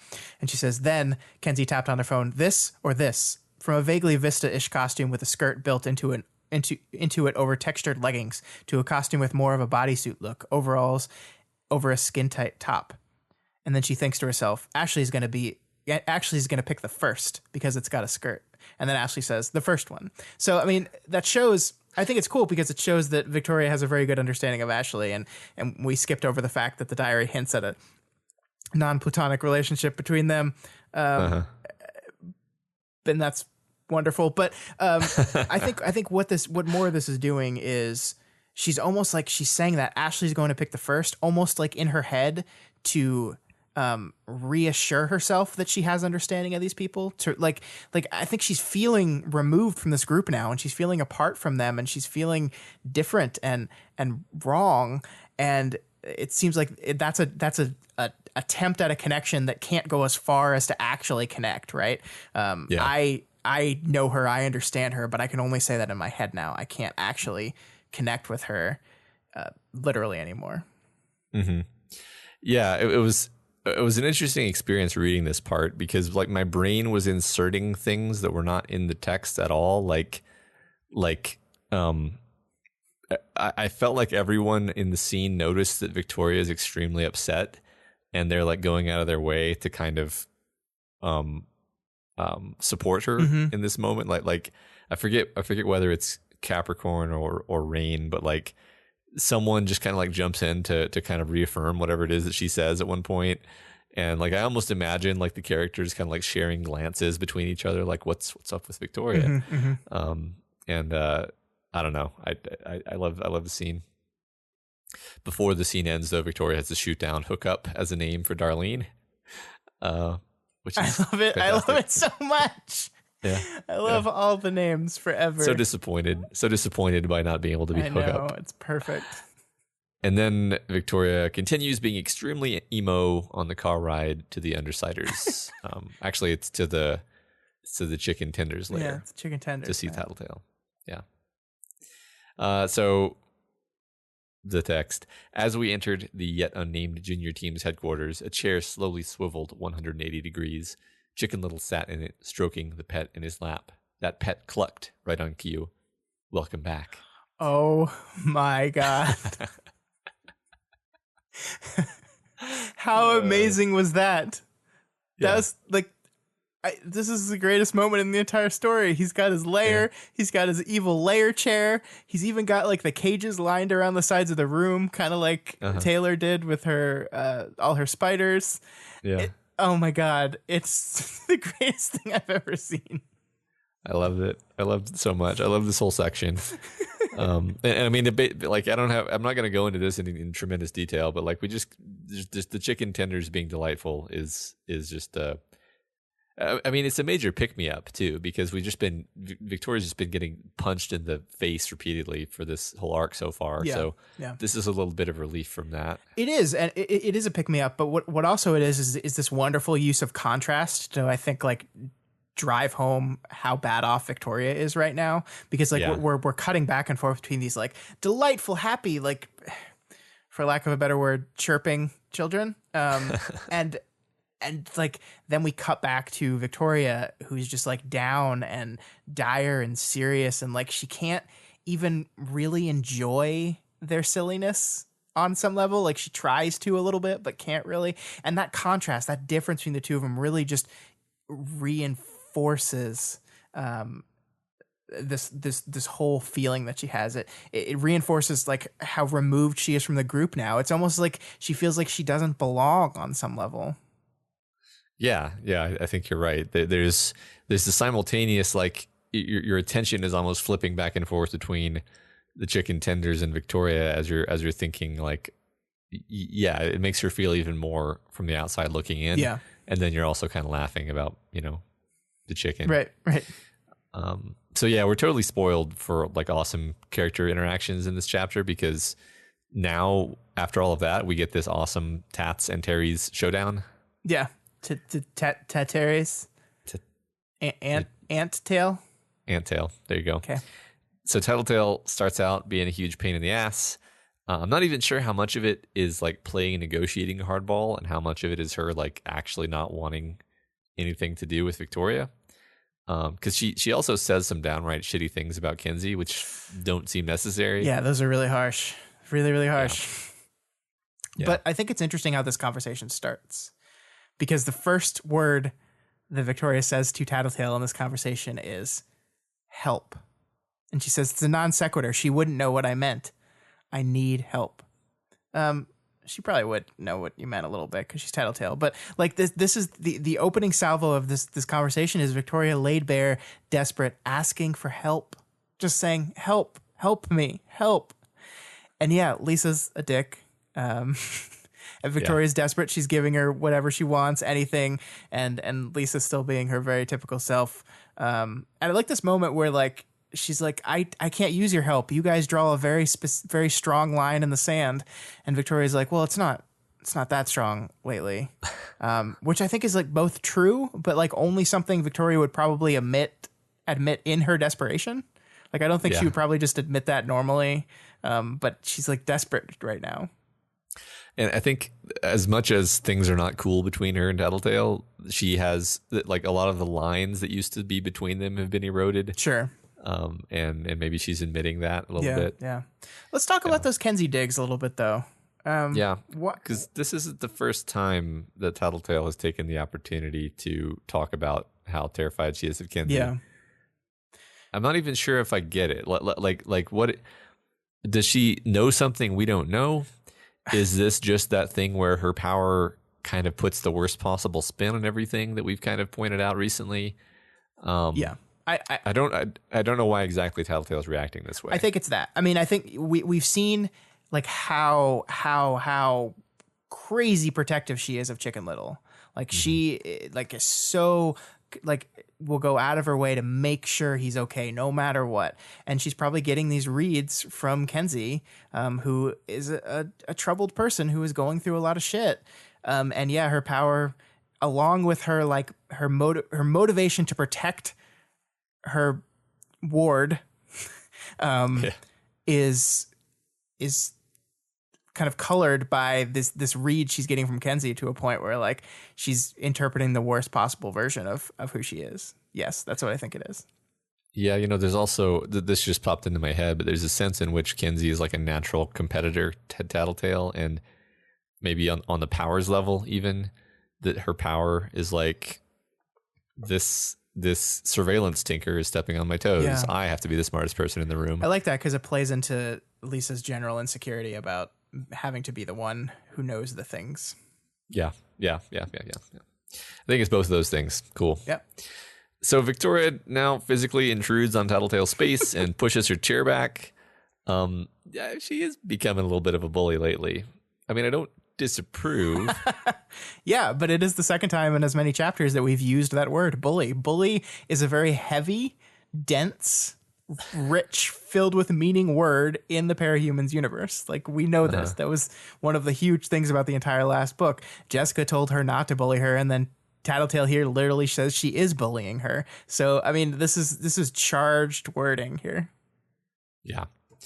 And I mean, again, like she's been physically shoving Rain around for like an entire arc, and now she's I feel like we're going somewhere with this, right? Like I don't feel like it's just like Victoria hits people now. Yeah, like it's she didn't used to do this, I don't feel like touching people even was a thing that she was doing very much toward the start of the story. Yeah, I think you're right. It's kind of a little bit of the Glory Girl peeking through that black mask. Yeah, it does remind me a lot of Glory Girl. Yeah, I mean, which is maybe telling us like that she reverts to this when she's under stress. She reverts to her old habits when she's under stress. Yeah, which is a very human thing that people tend to do. So yeah. I like that. So she finally gets Tattletale to give her 5 minutes of her time. It's interesting because I'm not exactly sure what Victoria said to convince her to give it a look. Like, was it reminding her that she was injured, that Victoria was injured saving Tattletale from the egg? Was it something else she said? I'm not sure if we're meant to know.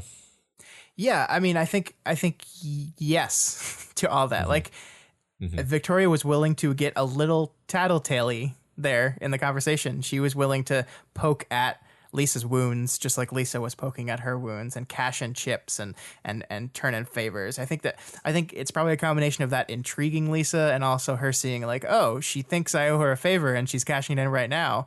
Well, all I have to do is read a thing on a computer for 5 minutes. Cool. Yeah, that's fine. Yeah. It's an easy way to get out of something without actually owing someone that much.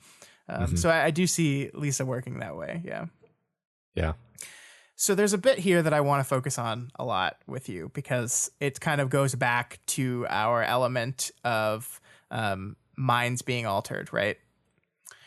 It was interesting that Tattletale had apologized by the roundabout way, but that she'd prodded at my wounds like she had in this past conversation. Was there something else in play? A degree of insecurity? Or, with my discussion regarding Colt so fresh in my mind, I might even consider an element of it to be the wiring of her particular brain. She didn't apologize or hold back from poking at weak points because she couldn't. In which case, this was wholly, entirely fair to do on my part. She told me. So, I like this because this general exploration of how our personalities are impacted and changed by the things that happened. I think we know, because we know Lisa better than Victoria does, that there is insecurity attached to this, right? That there is a certain level of insecurity, tied to her trigger that makes her want to poke at these things and stir up this stuff. Mm-hmm. The thing that I find the most interesting about this whole thing is Victoria's conclusion about all this. Mm-hmm.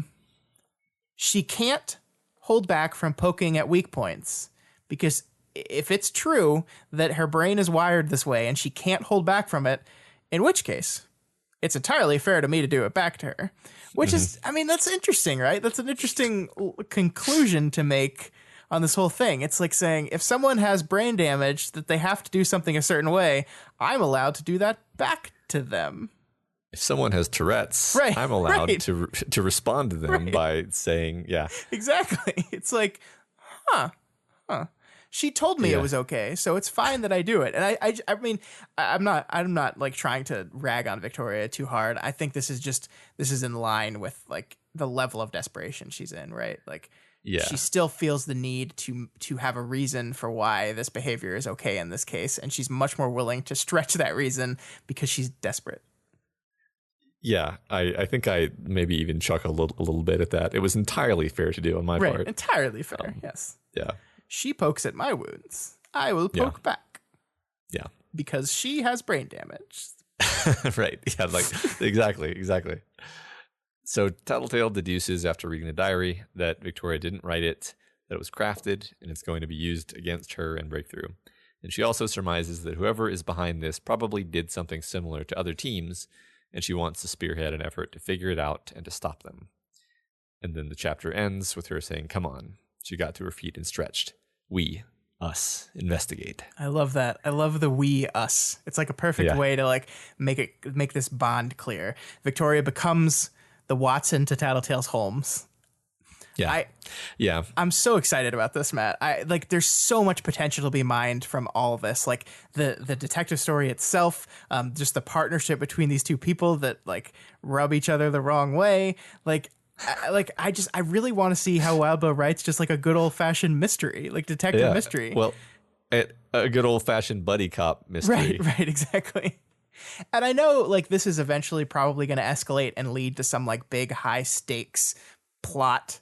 But I also think it's kind of like the perfect cleanser for a couple arcs of like very intense action, right? Like where this is like just there are high stakes here. I'm not trying to dismiss the stakes of this situation, but it is a very different kind. It's almost as if you wrote a whole discussion question about nonviolent tension, knowing that all this was going to happen or something.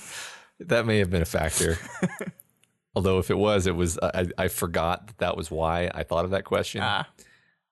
But it was totally why I thought of that question. Yeah. So I am so excited to see what happens next.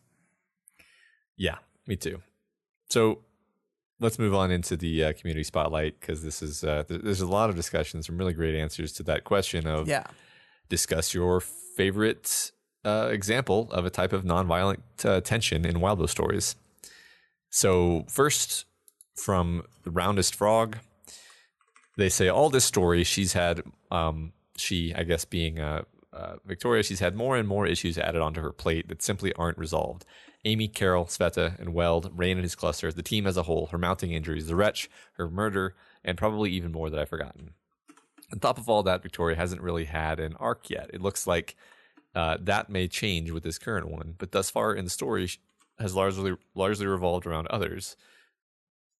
It's only a matter of time until some of her many issues come to a head, and every chapter that doesn't happen makes the inevitable conflict all the worse. We're already starting to see cracks in Victoria from it all. She's killed someone. She used her power on Jessica. She used flat-out physical intimidation on Tattletale. and so on. Victoria has a lot of weight on her shoulders, and it's not the kind the wretch can help with. It's only a matter of time until she properly breaks. Yeah, so basically their answer to the question was what nonviolent tension, and they just said Victoria.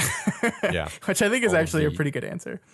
Yeah, all of the tension being placed upon Victoria is generating a kind of background tension to the story. Sure. I like that. Yeah, I like that a lot too. Next up, we have both Animal Eyeball Fetish. That's a heck of a name. And PETA Enigma, who both picked the dinner at Kenzie's, the table, the dinner, Victoria's dinner with Kenzie's parents. Animal Eyeball Fetish says, there's lots of small red flags about the situation placed well before we even got there. So by the time we do, even the most normal, ordinary things feel like something sinister is lurking, and there will be something horrible just in the next sentence. Then the pasta disaster happens, and it's just this slow, elongated moment of dread and tension where every word feels more surreal than the last. I loved it. PETA Enigma adds, it was set up from the first time we met Julian, and it grew more and more with each bit of information we had. There's some violence in the dinner and more in Kenzie's past, but the tension itself is nonviolent. So, good answer. Yeah, I agree. The audiobook, I think recently, well, not recently, but I don't know. I recently listened to the audiobook chapter of that, and it was just fucking perfect. Martian Maneater says, the answer that I'm impelled to give is the scene from chapter 3, Invisible in Worm, where Imp is struggling with the fact that her power kicks in whenever she loses focus, exacerbating her problem of being ignored and not helping to fix it. Not even present in the text by dint of inner thoughts or observations for the first 20 plus lines of exchanged dialogue, we feel her pain, distress, and frustration. We feel the tension creep up as we share in Aisha's helplessness and inability to affect the choices or actions of the people around her. Her mother's complete and continued disregard for both Aisha and the unborn baby makes you want to scream, and after we learn Imp's perspective, whenever you see the same patterns being repeated elsewhere, you just want to close your eyes so you don't have to see the slights that you know are hurting a character for whom empathy comes so easily. It's beautiful. Yeah, I like that a lot. So like basically it's a form of tension through empathy with a character. Yeah. You're feeling pain on behalf of this character. That's great. Yeah. No Goodbye says, with the period of time where we only knew bits of info about the members of the then unnamed breakthrough count, yes, it would. Especially when they allude to Kenzie's past and seeing her personality contrasted by the air around her build up by the nuggets of info we get and the way some characters act or feel towards her, in particular Houndstooth. And then, of course, the dinner scene happened. So, yeah, I think before we started the show, we were talking to some people about how paranoid you and I were about every single member of Breakthrough in those introductory chapters where we're just like, who's this guy? What? Yeah. And there's a lot of inherent tension about discovering who these people are and if they have ulterior motives than the ones we know about, especially when Wildbow specifically went out of his way to introduce the element of one of these people is super dangerous, but I'm not telling you which one. Yeah, pretty much each of them got their turn being the suspect. Right. Farm Fresh Hornets goes very high level with their answer. They say the tension between doing things the right way and doing them the easy or expedient way, as well as the question of which option is which. In Worm, Taylor faces this choice almost constantly. In fights and in a broader strategic sense, she goes for the jugular every time, even when it goes well beyond what is necessary. The reason this tension can be explored in such a fascinating way with Taylor is that she convinces herself the two paths are one and the same. Going undercover and befriending the Undersiders is what she wants, but she's able to argue that it's the right thing and she's obligated to do it. Staying with the group after Leviathan and all the fallout at the hospital, which came after what was originally set as the endpoint of her undercover op, is what she wants, and she's able to argue that it's the right thing and she needs to save Dinah. Even when she's Weaver and has a far more direct incentive to do the socially acceptable thing, she still takes shortcuts and skirts the rules, using her overall goal of saving the world to identify the easy thing as the right thing. When she's Kepri, she's pure expedience, all action. Maybe the heroes could have figured out the bullying solution given enough time, and nobody would have been body jacked and mentally strained to the point that they had an aneurysm. But we'll never know because acting was easier for Taylor than trusting in people to work together. Love that. If I say I like that answer, are people going to get mad at me for being unfair to Taylor? Because I really liked that answer. It's deliciously unfair to Taylor. You get the "We've Got Worm" stamp of approval on this post. Oh no, what have you done? Next up we have Tenki Forecast, who says, right now, I think the best example is the Sveta Weld train wreck about to unfold. Ever since Sveta's reintroduction, we've seen her express her insecurities, her lack of self-worth, and something very close to codependency in regards to Weld. Weld, meanwhile, has shown through many of his actions that he does not feel the same way. Even reading back, many of the interactions on screen indicate that his feelings towards Sveta are nowhere near the same as hers, and it's going to escalate even further now, especially with Sveta's suit destroyed. Every chapter without it discussed reinforces that tension, and it's going to be devastating when it occurs. Yeah, I mean, like, we've talked very many times about how Sveta is our only remaining breakthrough member without an interlude, and I think it's absolutely right that we're sitting there waiting for this pot to boil over, and every chapter that it doesn't, we assume more and more energy is being built up, and the bigger the boom. Right. Yeah, it's true that I'm only getting more worried as we pass more chapters with no Sveta interlude. Yeah.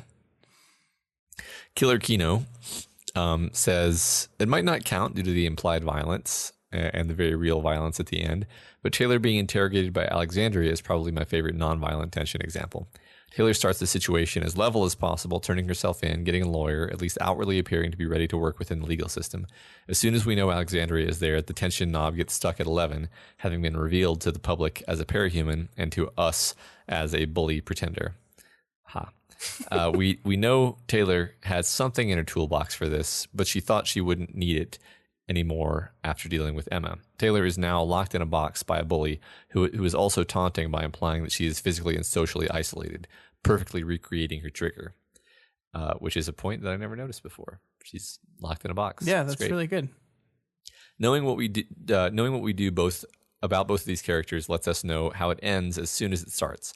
Alexandria has been spiraling for a long time. She clearly read the recent history section of Skitter's Parahumans wiki page and stopped there, not even consulting literally any person with personal experience dealing with Skitter who could have told her the Skitter commandments. Don't put her in a corner and don't underestimate her.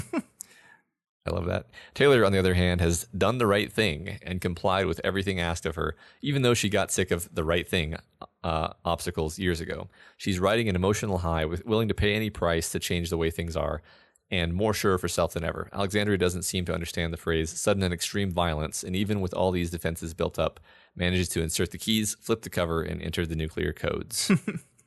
That's really good. Yeah, I mean, I like that. Like, there is definitely violence at the end of that thing, and there's a lot of tension, of threat of violence, but there's just a basic level of tension of what's going to happen.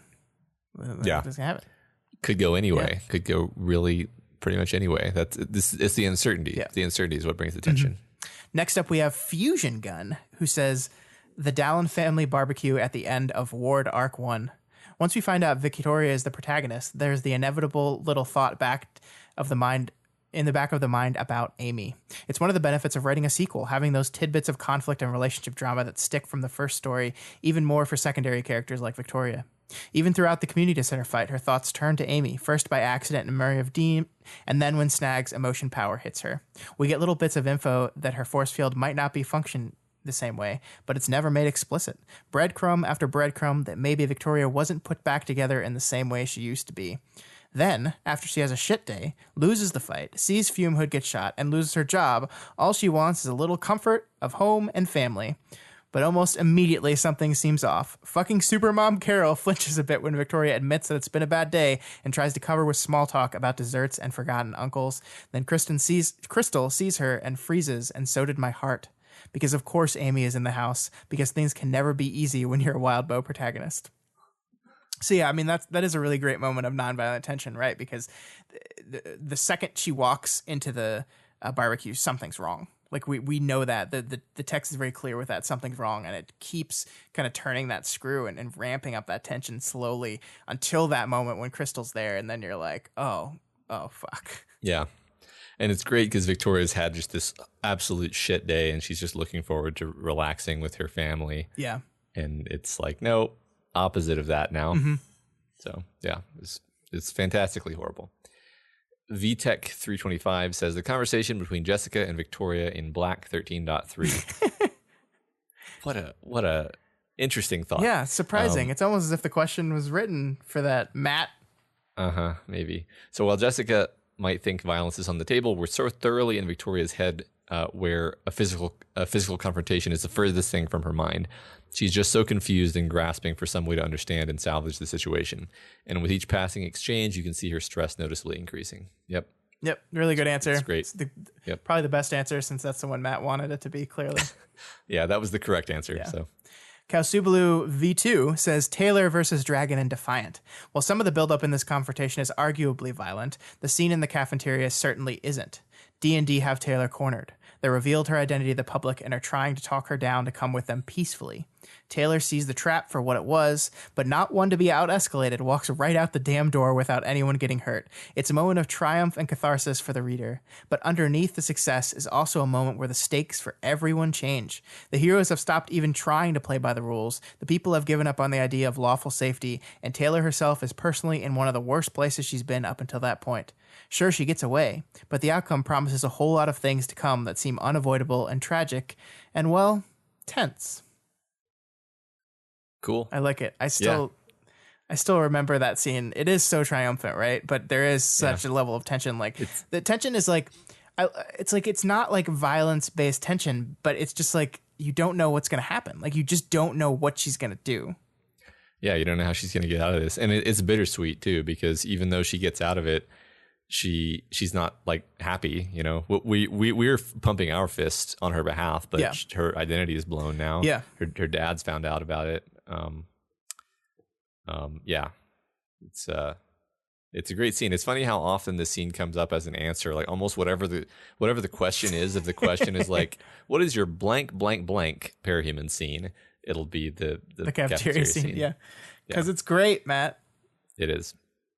Sarah Penguin says, I'm going with undercover Taylor because the reason for the tension changes over time. When she first joined, the tension is all about being caught and not getting the information and looking stupid to the heroes. But as the story goes on, we see them all becoming friends and how much that friendship means. Then the tension becomes, is she going to lose her only friends if they find out about her betrayal? Then there's the added tension of not fully knowing how Tattletale's power works. Yeah. That was almost like what got me into the story, right? This idea where you're like, oh my God, I care so much about. She's gonna get caught. She's gonna get in trouble with the heroes because she wants to be a hero. Oh no! Now these are her actual friends. Yeah, it's great. Yeah, it's really great. Yeah, good answer, Sarah Penguin. Good answer, everyone. A lot of really great answers on that one. Yep. All right. The discussion question for this week is: who wrote the diary and why? So let's clarify this a bit. Or let's clarify what I think. You guys feel free to do what you want with this question. And hopefully, fingers crossed, the answer will not be solved before next episode. But I think what I'm trying to mean here is not like what is the evidence you have supporting why they wrote the diary, because I think there's like 1,000 threads about that already. What I'm hoping you guys will do is find the motivation. What's the plan? And maybe speak, specific to the narrative of the story. Like what is the plan going to be with what are they doing here, or maybe talk about it a little thematically. Like if you honestly think that the wretch is responsible for the diary, what is that saying about the book? What is that saying about Victoria's arc? What is that saying about the themes we've been talking about throughout this entire story? So that's kind of what we were going for with the question. Obviously it's up to you guys how you answer it. We're not grading these, so do whatever you want, but that's I think where we wanted to go. Yep. So get to it, folks. All right, let's wrap up with some March Madness. The final. This is it. So let me read some comments before we announce the winner. Of course, our matchup was between Skitter and Tattletale. And I think some people are going to be a little surprised. Okay. So first off, we have Data Snake who says, let's be honest, Lisa would want Taylor to win. Probably true. TVC Grid says, now I know that in a head-to-head match, Bug Queen is so OP compared to Sass Queen, but I really want someone who is not a protagonist to win in the end. Also, Tattletale is my absolute favorite character of all time. So deliciously snarky. So TVC Grid voted for Lisa there. Mm-hmm. And Ponage Hobo says, for anyone who voted for Lisa, why but? Dashel Grid dash girl, whatever. Sorry. Vote. This is an easy pick. Skitter is my girl through and through. One of my favorite protagonists in fiction. Also, Lisa would totally lose to make Taylor win. That seems to be a common thread. It's like Lisa wouldn't even want to win this anyway. Yeah. Well, Matt, are you ready? I'm ready. You announce it. I'll do the drum roll. Oh, okay. The winner of the March's Madness Championship, the only survivor of the entire Parahumans universe, is Skitter. Taylor won, shockingly. Shocking. With 65% of the vote, Taylor has eliminated Lisa and has won March's Madness. They go on to face March in the Oh, turns out March is dead. So, congratulations, Skitter. You won everything. You win the Parahumans universe. Vista, who we had already marked as dying tragically several episodes ago, killed March. That was kind of weird how that happened. But anyway, really weird. So you went out of your way to make a third place match to determine. So Taylor number 1, Lisa Tattletale number 2. You created a third place match. So why don't you introduce the third place match? Yeah. So this was our losers of the final 4. So we had Dragon going against Imp, and in the most poetic of justices, Imp fought valiantly and with 61% of the vote took the third place match. So Imp is our third place winner. Dragon slots into that fourth place spot. Imp should have been in the final, I think. So I'm happy with this. And so we have the top 3 places held by the 3 female undersiders, excluding Rachel for some reason. Yeah, it's disgusting, everyone. Disgusting. Where's Rachel? And then somewhere way down there, we have the male undersiders, I guess. One of the male undersiders was eliminated in the first round. Poor Brian. Yeah. All right, guys. So that's March's Madness. We hope you enjoyed that. We had fun with it. We hope you guys had fun with it. I hope no one took it too. It doesn't seem like anyone took it too seriously. We didn't get any angry emails or anything.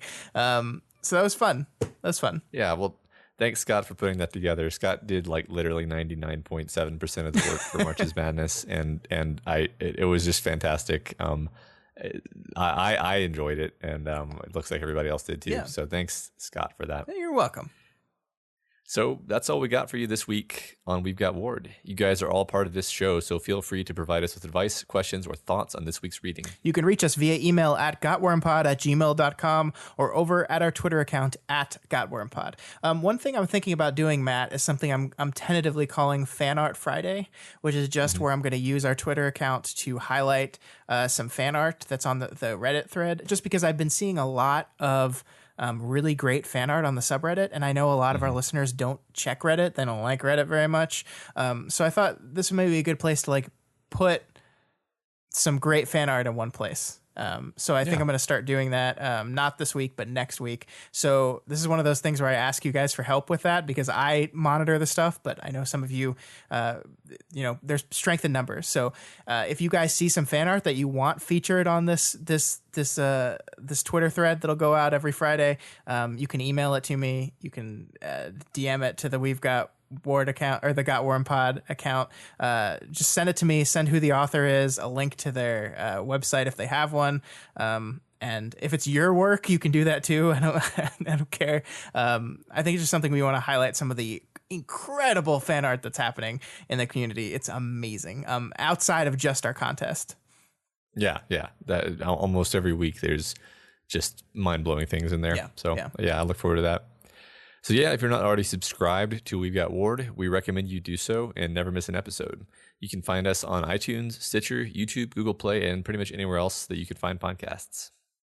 And as always, you can find this and all the other shows we do over at our website, doofmedia.com. This week, there are 2 new episodes of Deep Impact. Our friends Ruben and Elliot are deep diving into Pact, because that's the title. I'm really I don't know. I've just been enjoying that show more and more over time. It starts out strong, and I'm just absolutely hooked now. It's great. More than our show, Matt? Impossible. Well, there's. I mean, it's me though. So. I don't listen to our show anymore, so I can't actually comment on how good we are. I listened to our show at like 3x speed just to make sure that I didn't say anything really stupid. Oh, I have some bad news.